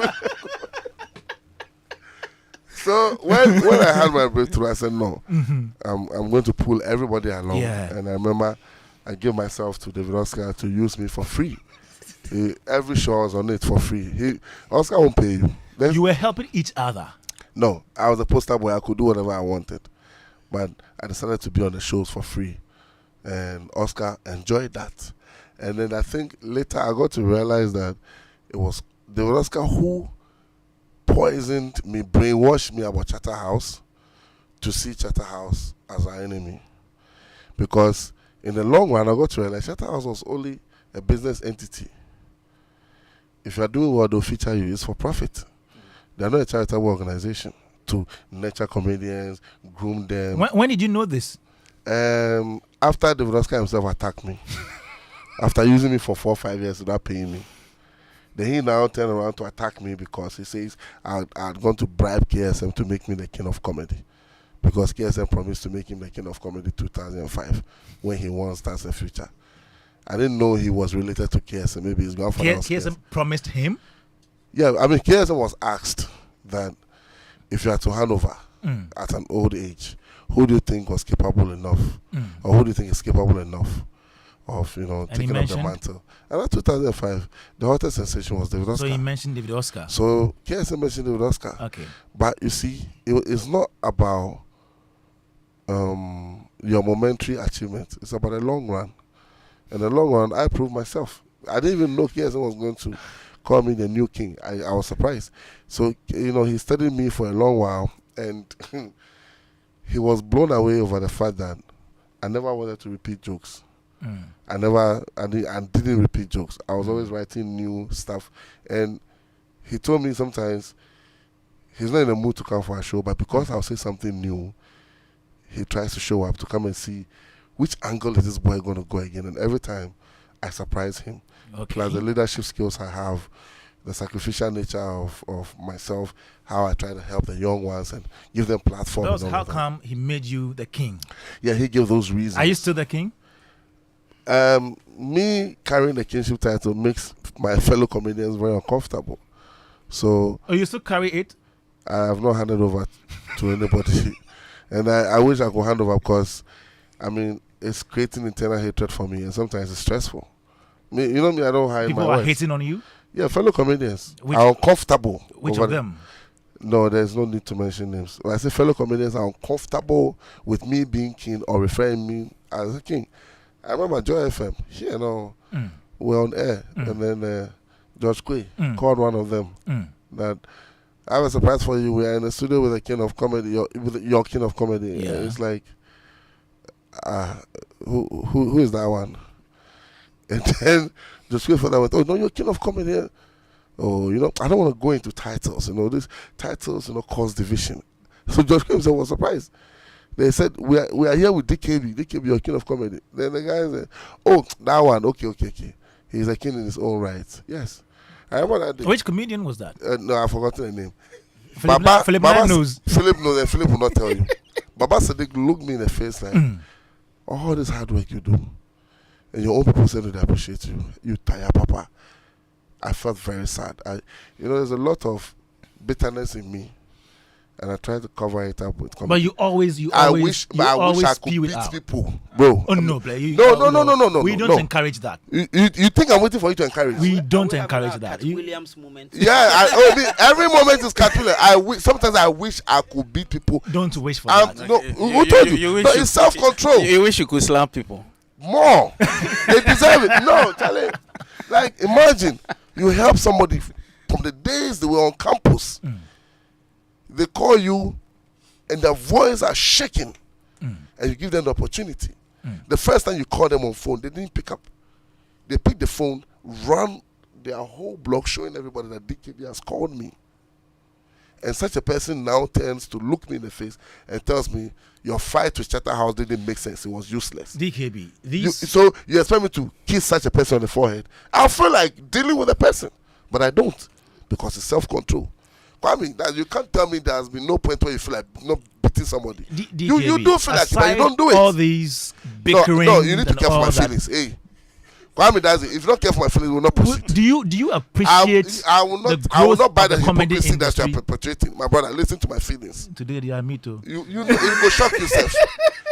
I don't know why presenters always want to bash over your feelings. Like, DKB, you brought me here to express myself. Do you appreciate? Let's talk about my feelings. Industry. My feelings are important. I'm telling you, tell me in the face that you've never felt like beating anybody before. Tell me. No, I don't have that. Then you are a fake guy. You don't have emotions. Anybody listen, Kwame Dadzie, what are you telling me? That you never felt like that before. But it's self-control. Because it's like people you sacrifice for 10 around to backstab you. Yeah. It's very painful. But relax. Where am I going? Who told them? Relax. You see, and the whole thing is, so many people can't wait for me to cause a fight within the comedy society. To cause a fight? Yes. Most of the industry gatemen, but they call themselves gatekeepers. They can't wait for me to cause a fight within the... because they don't like me. And I don't care. How do you even say this? A lot of them, they don't like me. I don't need to pretend. It's true. Because they won't be perpetrating negativity. These are the same people who support your events. Where? How many of them do you see? Your monthly events, your yearly events, and New Year comedy show. Forget. Those who support, I know them and they know themselves. Like me, I support you. Yes. You publicize for free. Philip will publicize and tell you he'll come, you won't show up. But at least he has publicized. DKB. They know them. No, I'm coming. On a more serious note, DKB. Oh, so I'm joking. You really think I'm joking? No, I'm not saying that. What I'm saying is, those who are on that negativity path, they know themselves. And you see, the interesting thing is, the general public even can read between the lines. And they know those who are for us and against us. Even within the comedy fraternity. Yeah. Whatever is going on. Sometimes the revelations are just for general public or make you not mind this particular way. But we hear you guys are very united in the comedy industry. We are a forest. On the outside, we look united. But each person on his own. That's what I'm saying, that for the sake of the unity. Are there factions? Factions, as in group against group? Yes. As in cliques? Oh, definitely. So you have yours? If two comedians I hear you have yours, the OBs have theirs as well. If two comedians have an amazing night, if two comedians have an amazing night, they will form a clique for that night. It doesn't mean that, they've drawn the lines, they've brought out their sword against any other person. It's a vibe. So if this week I meet Kwame and Francis, we vibe, we go eat, watch it together, and all of that. You see us moving for like 2-3 weeks. It doesn't mean we form the clique. Because at the end of the day, when the gig comes, we put whatever friendship aside and we go chase. So you might think it's the clique because, Constance keep seeing Obi and Lexi together. So Obi and Lexi have a clique. What clique is that? Okay. We are all this. We are. It's just, we cannot all, move together in one unit at the same time. Yes, True. no. True. Yeah, so people vibe with each other. Does not mean, they form clique also. Which clique is winning? DKB, back to my question. What's your assessment of the growth of the comedy industry? It has been tremendous, and I would like to thank the general public for it. Truthfully, all the goodness has been because of the general public's patronage. Because, we sell tickets, and how are we able to do the show if the general public does not patronize? So, if you're listening to me, you've bought a ticket to any of our comedy shows before, God will bless you with twins. If you have a landlord, don't worry, the title will transfer to you. Just like Pastor Adeboye said, your friends will ask you for food, your friends will ask you for water, your landlord will ask you for rent in Jesus' name. Amen. Hallelujah. Amen. And then also some people who held us down. For me, the first major sponsor for Ghana comedy is Lele Ghana. They supported my comedy tour, campus comedy tour, and then they supported Comedy Bar. Yeah. That was a monthly comedy show. Yeah. Lele Ghana. They used Giant Malt and DJ Cola to support. They've done so much. When the whole of corporate Ghana had no interest in us, they came. So shout outs to Lele Ghana, the CEO, Mr. Hussein Jaber. God bless them very well. Let me speak to one industry person from the fashion world and come back to comedy and other arts-related sectors. Now, let me go on the phone lines now and speak to Elikem Kumoji, who is a fashion designer. Good afternoon. Good afternoon, Uncle Kwame. How are you? I'm fine. How about you? Hanging in there. 2024 has just begun, so we will see how it will go. Great. So how do you? Let me ask first of all your assessment of the fashion industry last year. Last year, you're saying? Yes, last year. How did it go? It just like every other year, it was a great year for fashion. It was all topped up with KODs, rhythms on the runway, big fashion expose, bringing together fashion designers and people of great fashion sense and so on. We had your Accra Fashion Week. We had, students graduating from fashion school. I think fashion in general in Ghana is getting bigger by the day. And last year was just, another benchmark of our uprising in the whole fashion game. Okay, so moving forward in 2024, what are some of the things you think we can do to help the fashion industry grow some more? I've always based my number one reason for success being creativity. Right now, if we stay dead within our track and we continue doing our corner tailors, copy, where people will bring a design to you on the phone from Instagram and say, copy for me, with no form of creativity, we will not go far as a fashion fraternity from Ghana. But for people to recognize us from Ghana to the world in terms of fashion, our creativity needs to be on point. So now you realize that something trends on social media because it was creative and different enough. Like I'll give an example, 2023, last year, I made an outfit for Richard Mofe Damijo, the great Nigerian actor, the legend. And I went viral. I was trending because people were saying, what sort of outfit have you put on our uncle? It is a no. Other people said, this is very creative. It's highly undisputed. There was a clear divide. Because we churn out creativity, there's a discussion. And when there's a discussion, Ghana goes out there. So Nigerians were in the comment section. The rest of Africa was in the comment section. And they had well over 500 comments and over 300,000 views. Wow. So creativity is very, very, very, very important if we want to go far. And then on top of creativity, we need to learn and develop our skill set. Now, you find out that people are creative, but because they don't have the right skill set, they haven't learned how to cut and sew. The clothes come out looking shabby. And so our finishing is not great. So if we're trying to be creative, we need to develop, as Quincy Jones would say, the right brain. We need to learn the science of how to bring these creative, fashionable designs to life. And then we'll be on the right path. But we're getting there. we're getting there. There are all these fashion schools around. Awesome. There are all these great fashion creatives, teaching one and the other. There are all these, institutions and so on and so forth. So we're getting there. I'm happy to be a fashion designer from Ghana, about to explore the world. Fantastic. One issue that is actually plaguing the art industry is unavailability of funding. Is it same with the fashion industry? It's the same for every job everywhere in the world.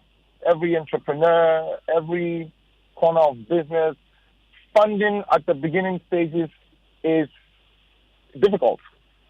No one is ever going to give you $1 million because you have a great idea. You actually need to start the work and show people that you can achieve so and so that you have said you want to achieve before you can get some sort of funding. They say you don't have to be great to get started. You get started to be great. And so funding is an issue everywhere. However, the best way to do things is to work with the very few resources you have. I say this all the time, that no one can ever leave my business and think my business will run down or shut down because they've left or because I've lost one of my managers.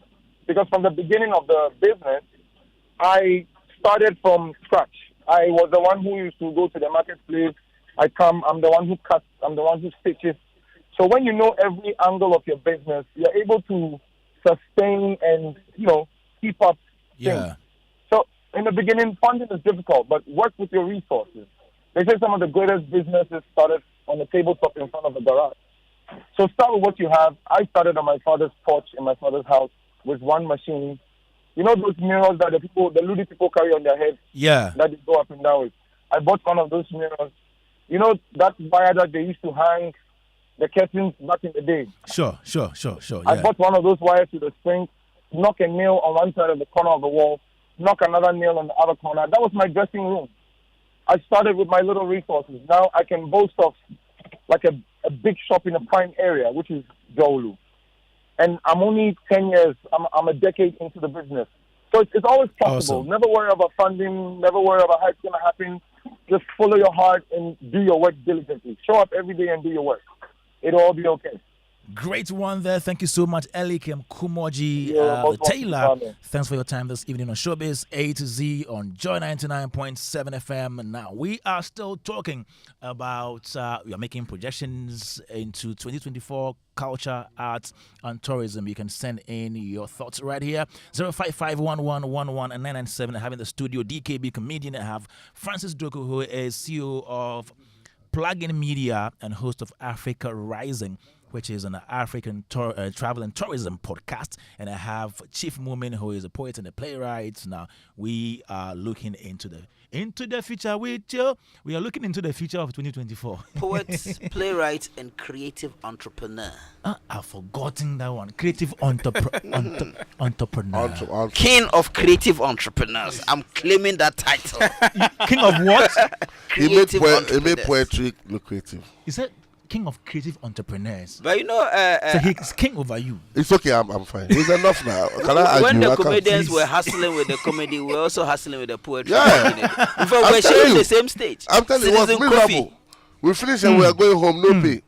Oh. The musicians have collected all the money. But at least spoken now you are word taking say pay. it. So you are okay. You are fine. Who told you I'm okay? Are you not okay?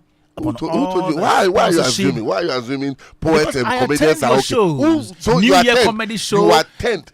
And Do you attend to the checkbook? no, I count the number of people present. Wow, And I there are no multiply by- friends, there are no protocol. And I multiply by the Are you a rate. GRA officer? That's what they come and calculate per head. After that, you give them the receipt, the revenue. They're like, hey, Uncle- so much in crowd. I say, Free ticket, they go, me, they get to it. Let's do a bit of music, Uncle Francis. So, 2024, what are you expecting? Are you looking forward to we making some international strides? Grammy for Ghana. Discovering this year. discovering some new talent and all that. Already we have one new guy, Safu Newman, in the system. What are your projections? Before then, I think just a bit on tourism. On tourism, Yeah. okay. I think there's a bigger Okay. ambition Okay. globally for tourism, as Okay. it were.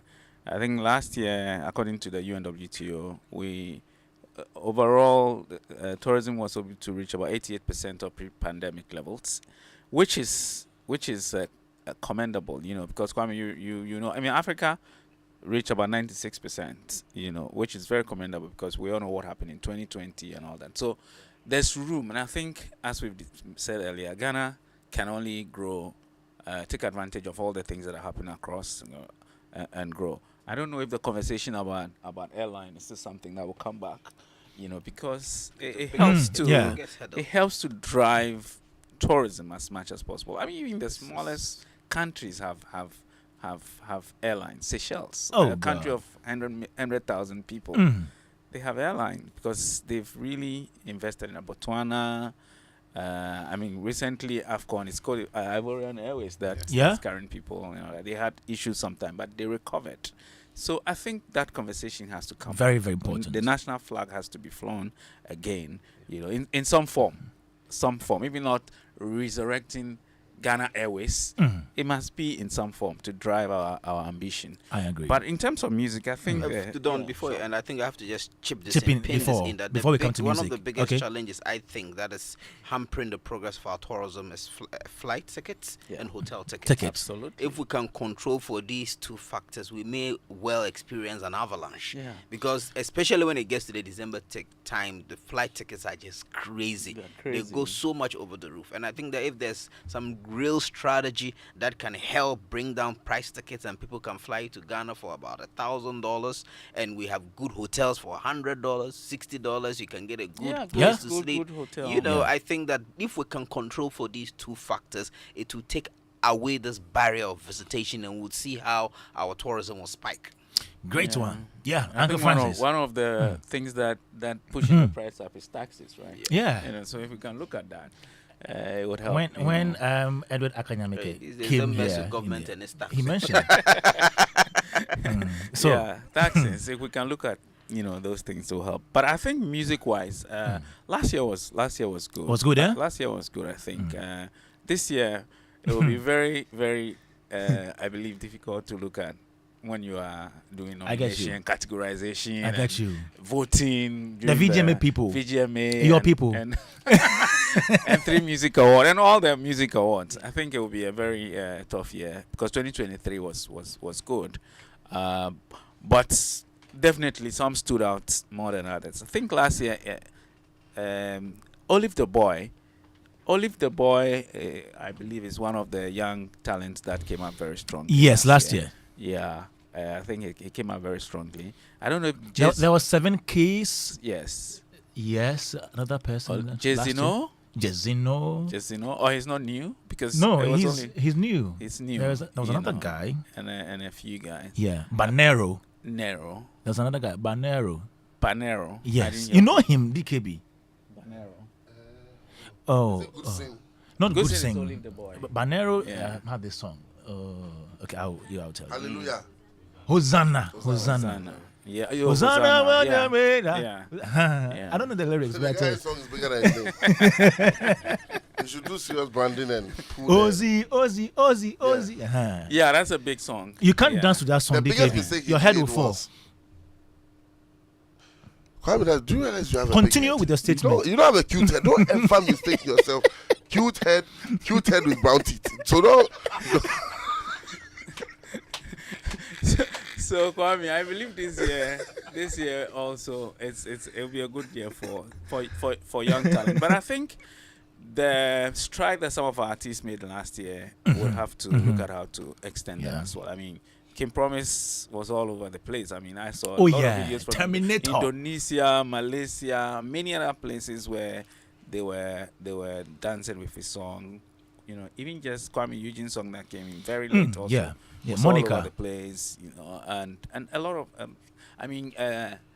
Stonebwoy's songs were Into the all Future and all that. So I think this last year was good music wise. The thing is that we're still pushing to get that Grammy nomination. We're still pushing to get that Grammy Something nomination. that Chief Mumin isn't so enthused about, as in our obsession with Grammy. No. I mean, it is. he's not so pleased with our obsession with the Grammys. No.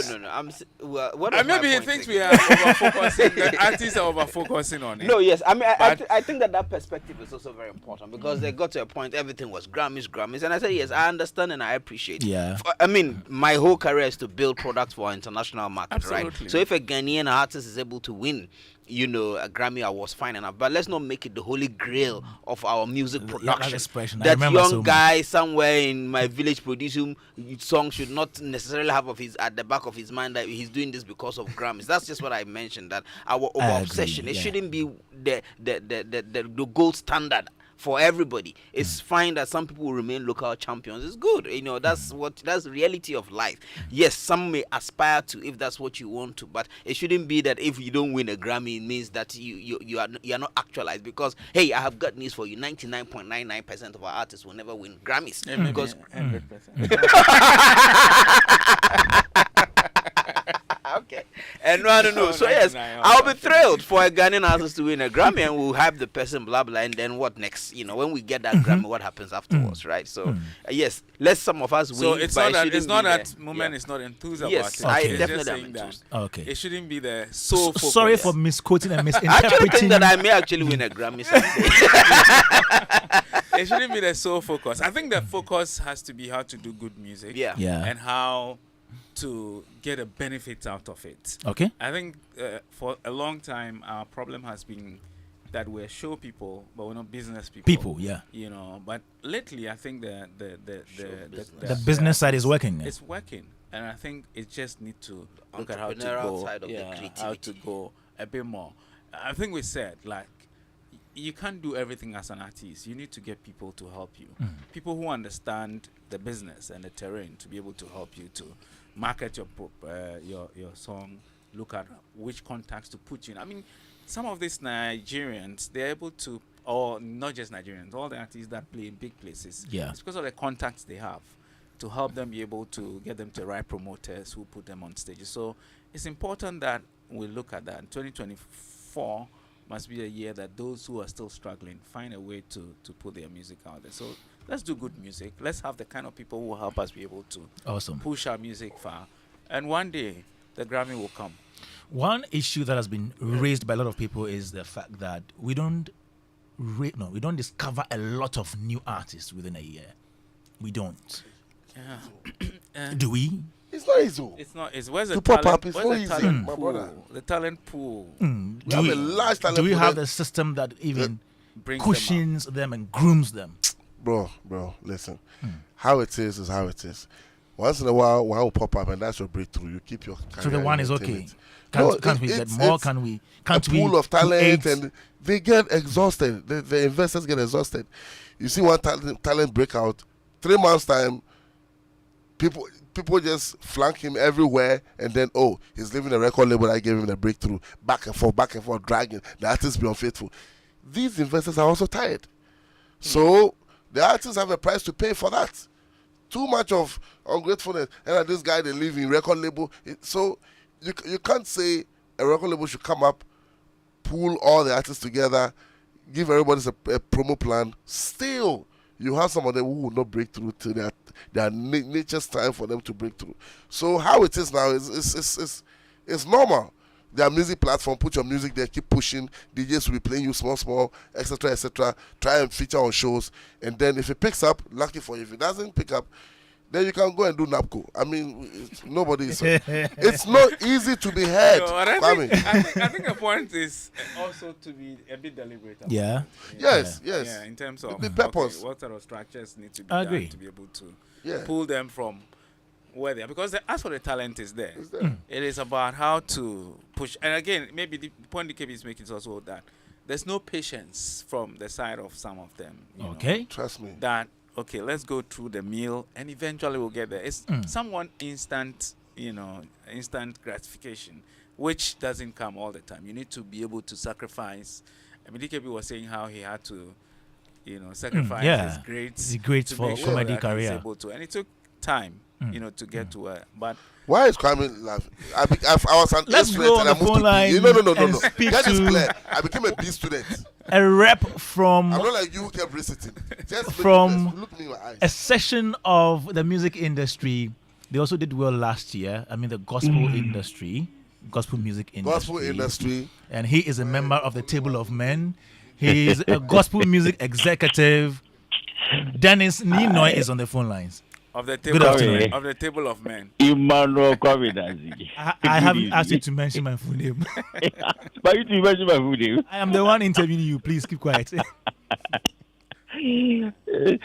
evening Yeah. to Uncle Francis, KB, and Chief Movement. Yeah. So, Dennis, Ninoy. Last year, you guys had a very, very good year with your releases. We had Nasi, we had PACA, we had Mabel Autry, Joe Metal. Who else? We had the band Fra with the You Dey Feel the Vibe. Oh, you didn't feel the vibe. Yes. And a lot more. No, okay. So for secular musicians, doing well in the music industry means that you are raking in the revenue, you are getting the shows, you are having the visibility. How do you measure your success as gospel musicians?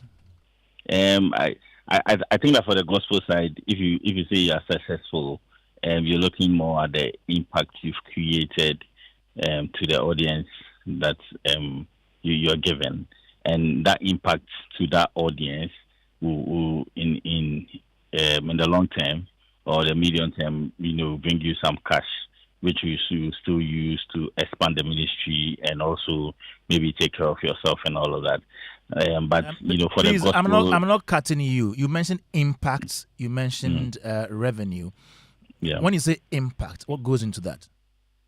So if you're saying impact for the gospel space, it's a ministry work you're doing. So you have to affect lives positively with the kind of music you do, because you're talking about someone, you're singing about Christ.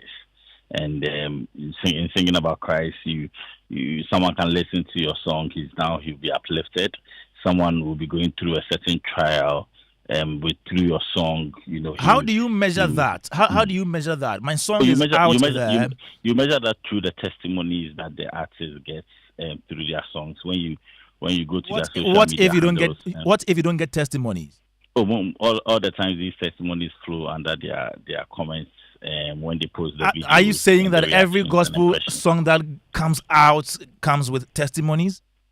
Oh yes, you can do Every single your gospel research. song? You go to their YouTube page and look at the impact they are creating, the testimonies that come out. Yes. Okay, and then the financial, the revenue aspect. Yes. So at the end of the day, some of these things, will at the long term, in the medium to long term, fetch you some revenue. In the gospel side, aside the streaming, the playing of shows, and the gospel space. The gigs are the first most important revenue, because your gospel artist plays a gig on Friday evening, Saturday he can play 2 or 3, Sunday evening too, you can play 2 or 3. So normally the gigs you get in the churches are the first form of revenue. But also another form of revenue that most of the time they don't disclose is that the donations they get from some of these people, the impact or the touch their lives. Undisclosed donations. Say again. Undisclosed donations. Yes, undisclosed donation. And these donations come from the testimony. So all these testimonies, they don't, like I'm saying, the long term after the testimony has come, the person will give a certain donation. So, your song blessed me. I was going through this. Through your song, I was uplifted. Take this money to support the ministry. So some of these undisclosed donations, these are the revenues I talk about in the long term. Great one there. So when we say that the gospel industry did well last year, maybe compared to the previous year, are we measuring that based on impact as in testimonies or as in revenue? We can measure it in both. In 2022, you agree with me that YME was a big song, and the artist PACA was big in the space, and they got to a time, at the VGM, there was a huge discussion whether we should give artists of the year to her or to Black Sherif. You remember that huge discussion that went on for months till finally Black Sherif took it. And aside that, when you look at that, the space didn't sleep. The space brought songs like Asida by Nasi, which, if you agree with me, was had a huge impact on the space, not only to gospel music lovers, to even international audience, like the Nigerian artist that was singing Tree, I've forgotten the name. But when you look at that impact, and even when you speak to Nasi, when you go to his social media handles, you see the impact he's creating with that song, because the song is more relatable. People wake up at night, they pray, they try those they feel they don't have answers to their prayers, and later they get answers. Then they use that song as a reference point in Payami Boy, and all of that. And it goes fast to talk about the impact. Then it didn't end there. But even before Nasi Sasida, the band Fra brought this, they feel the vibe. And there was a new person there, Nana Yao Oforiata, which we normally call 1000.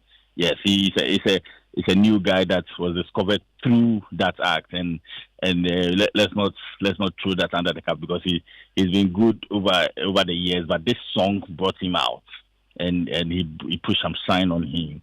And so after that, then we have songs like Ahaya Kwahu.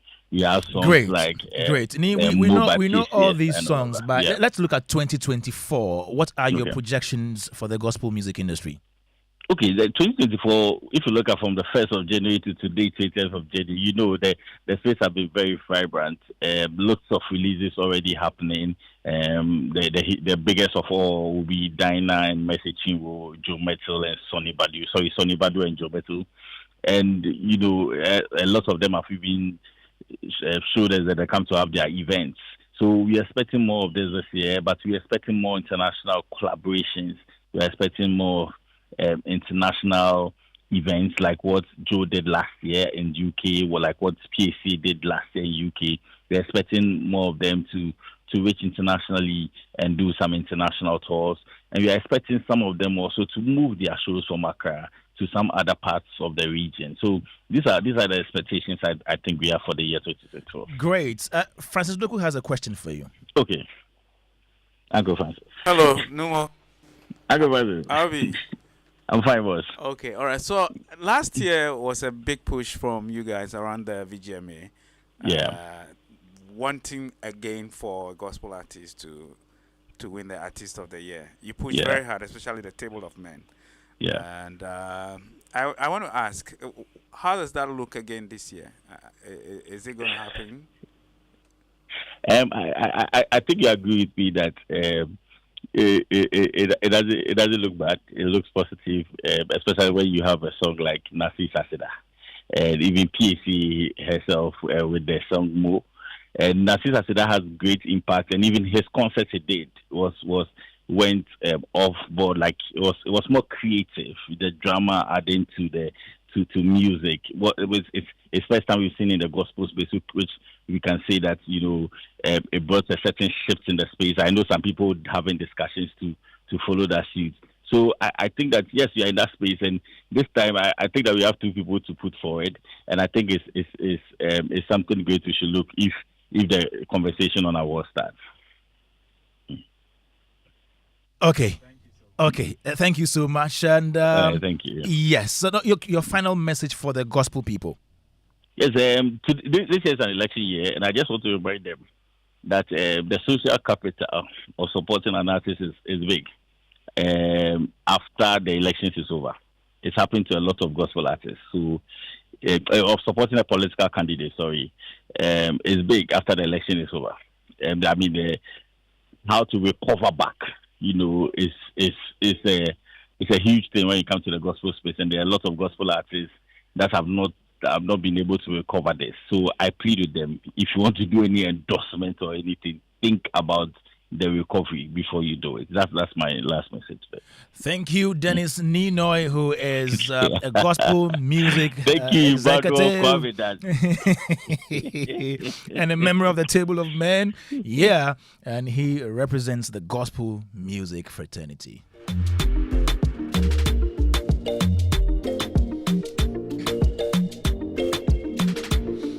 Still Still on Showbiz A to Z on Joe 99.7 FM. My name is Kwame Dadzie, and we are making projections into 2024 when it comes to tourism, art, and culture. I have in the studio Francis Doku.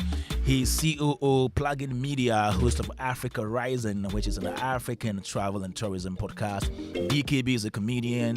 He's an MC. He's a musician. He's a radio presenter. He's a TV presenter. Oh my God, he's everything except. Okay, and we also have Chief Mumin. Chief Mumin is poet and playwright and creative entrepreneur. He's the king of creative entrepreneurs in Ghana. Showbiz A to Z brought to you by MTN. Everywhere you go, it's a new world of doing business, and your business shouldn't be left out. It's time to get a business for Momo today to accept payment from over 15 million Momo customers. All you need to know, or all you need, is a business registration certificate and your Ghana card. So applying to be MTN Momo merchant has been made very simple and fast. You just have to dial *5051# and follow the prompts, or apply online at momomerchantapplication.mtn.com.gh. And you'll receive a reference number which you can use to track your application. So don't get caught waiting. Enjoy secure transactions, convenient transactions for your Momo or for your business with MTN Momo today. Know that the application is free. Free. Do not pay any money to anyone for a merchant payment solution. Report any fraudulent charges using the Momo app available on Play Store and App Store.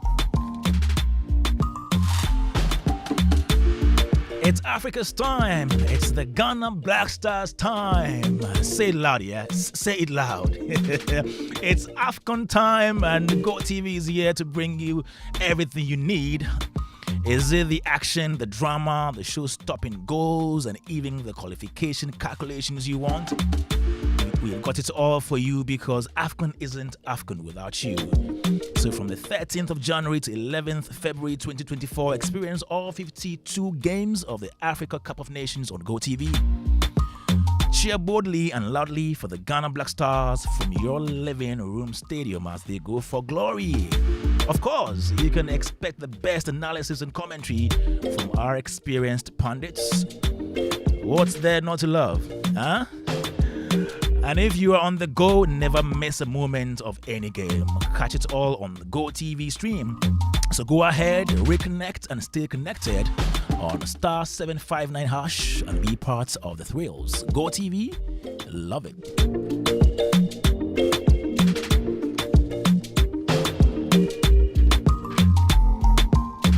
Yafinye. It's our year.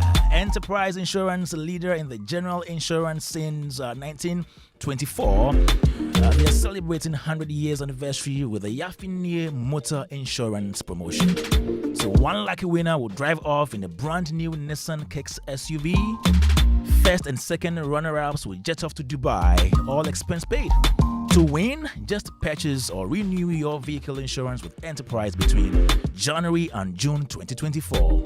Monthly raffle draws offer you lovely laptops, TVs, microwaves, fridges, and more. Also win instant free fuel coupons and gifts.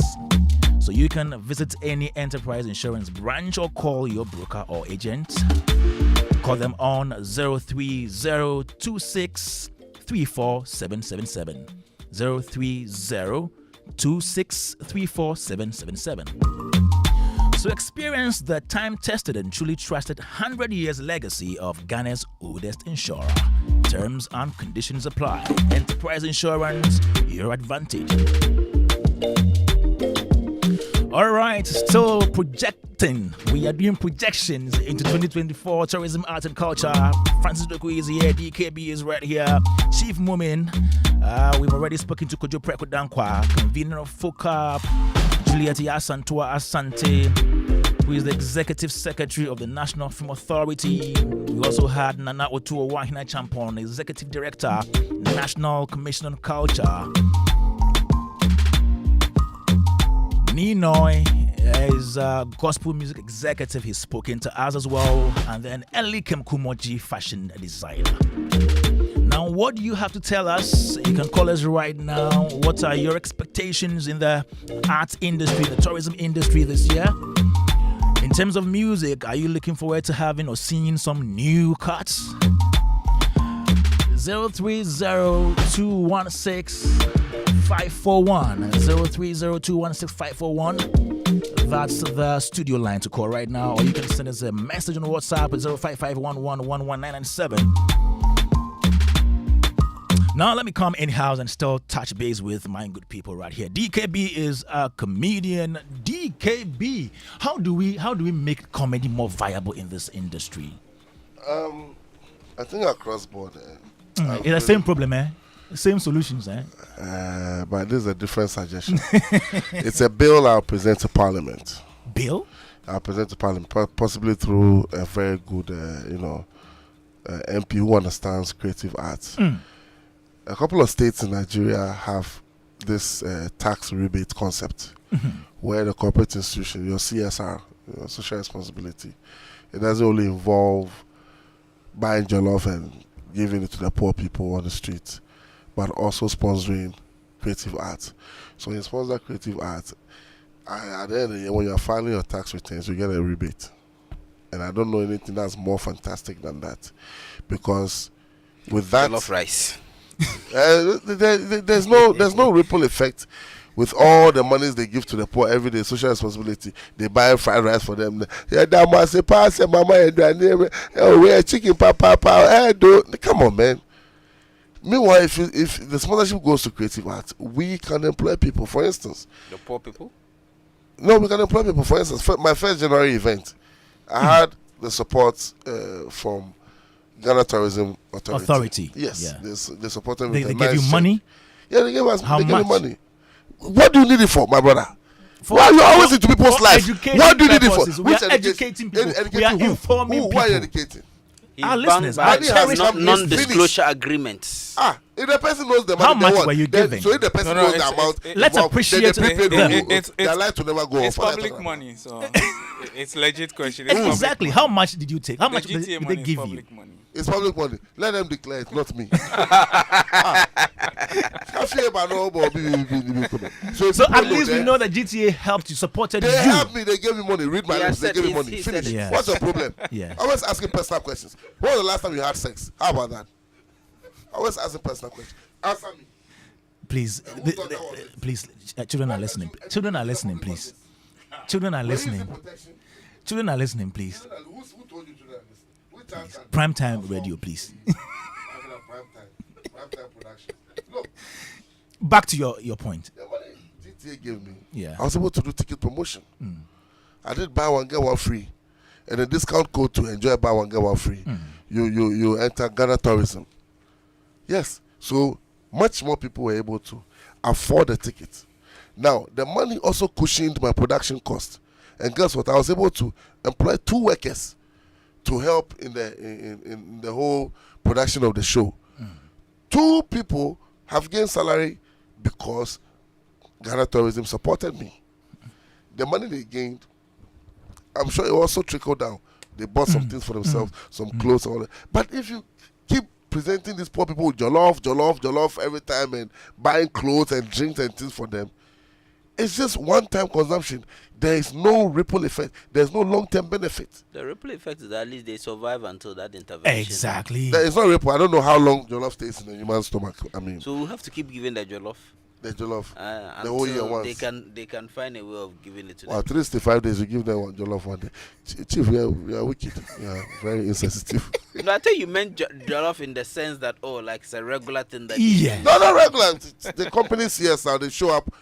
They pick one day and then they go and do charity, gather the poor people, give them jollof, and then they do their CSR. Yeah, but they can still give the jollof and still, support. That's what I'm saying. So the CSR should now involve creative art. The creative art rebate bill, where if you sponsor creative art, you will get tax rebate when you're filing your tax returns for the year. And I'm telling you, every corporate institution will chase after creative art. That's the only way. If the companies don't see themselves, because look, you go to ask for sponsorship. How much you need? 50,000. Okay, what do we get? Mileage, publicity, awareness, product placement. Everybody wants sales. companies have moved from marketing to sales. People will see my product. Doesn't mean they are consuming it. No.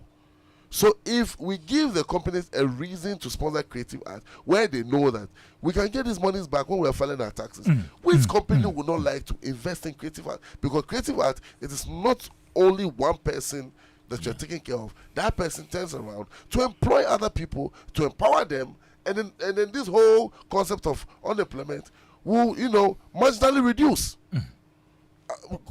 No, Kwame, what I'm saying is that does not make sense. It makes sense. If you invest $200,000 in creative art, end of year tax return, they cancel 200,000 cedis from it. Just imagine how the companies will rise up and sponsor creative art. That's when you see underground artists going on tour.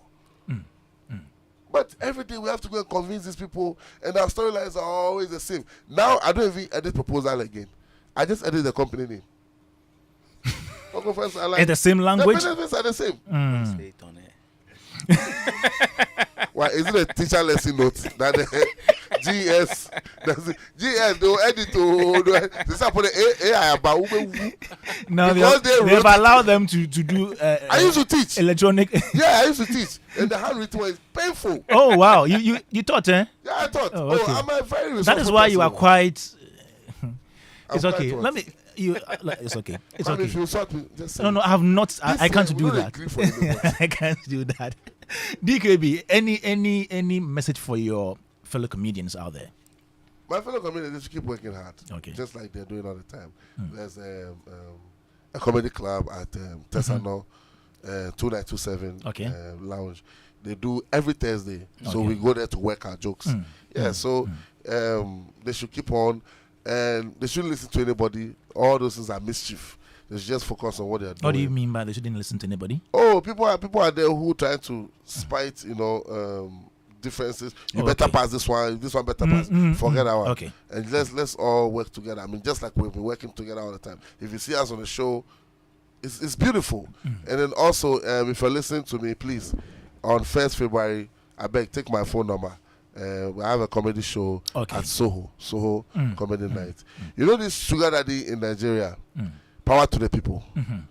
His side chick calls him in front of the Yes, wife. yes. And then he used political Yes, terms yes, to swerve all the attention. Yeah. Yes, we're bringing him. Oh, you are bringing him. We are bringing him. When you say we, So please, Okay. he's bringing him. Okay. So he'll be on the show with us Okay. and with other Ghana comedians. They come and fool together. We will fool together. That's how you want to say it. So please, if you're listening to me, don't miss out on the ticket. Please take my number and WhatsApp me. I'll reserve your ticket for you. If you want 50%. Kwame, should I give buy one get one free?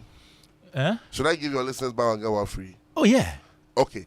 Please take my number and WhatsApp me. 020 337 Okay. 9862. 020 337 9862.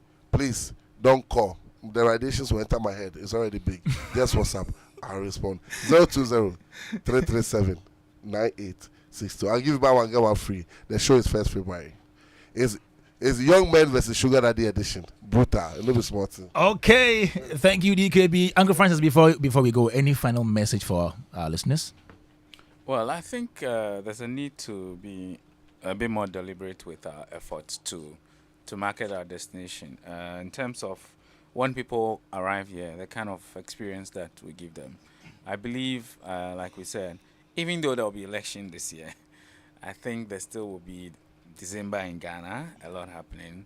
And just because we want the creative arts, the tourism and things to happen a lot more like they happened last year and the year before in December, I hope and pray that the election is just one touch for whoever wins.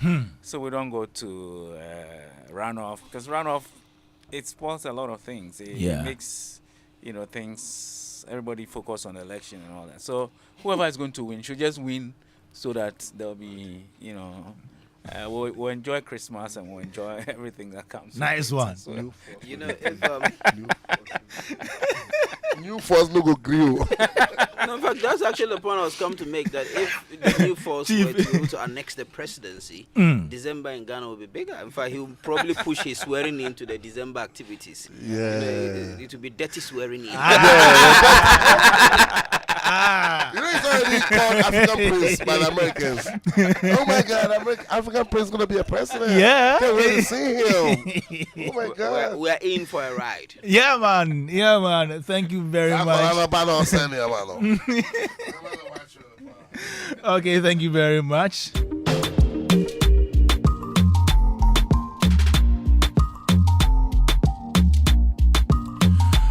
Joe 99.7 FM. What if I told you that 10 Ghana cedis can get you free concert tickets and shopping vouchers worth up to 500 Ghana cedis to shop at Melcom, or get some buckets of juicy chicken at KFC every week? Here is what to do. Stake 10 Ghana cedis or more in the Game Park game. Pick 1 or pick 4 lottery to be entered into a weekly Saturday raffle for a chance to win. Regardless of the outcome of your stake, you can still win a voucher for yourself. Vouchers are limited, so play more to increase your chances. And remember to watch the Saturday promo draw on Adom TV at 6 p.m. Just dial *946# or go to www.gameparkgames.com to play now. Terms and conditions apply. Game Park Games, more Mueller, more power. Some of us are going to church tomorrow, but for those who are not going to church like DKB, you still need to listen to the word of God. So tune into Joy 99.7 FM here at 1:30 p.m. every Sunday and listen to the Pentecost Hour by the Church of Pentecost. Every Saturday, tune in every Sunday at 1:30 p.m. as Apostle Nyamiche brings you life-transforming truth that nourishes the soul, ignites passion, and restores hope in the nations.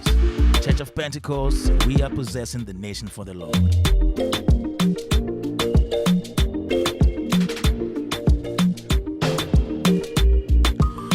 Great having you right here on Joy 99.7 FM Showbiz A to Z. My name is Kwame Dadzie, show produced by Philip Nice, supported by Anita Tay. Olivier Fagnan was on social media. DJ Wobete provided the music.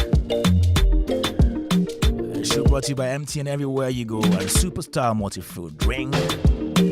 We are back same time next week for a bigger edition of Showbiz A to Z. Don't forget that on Wednesdays we have Twitter Spaces on X, yeah? Every Wednesday, 8 to 10 p.m. Thanks so much for tuning in. My name is Kwame Dadzie. Bye-bye.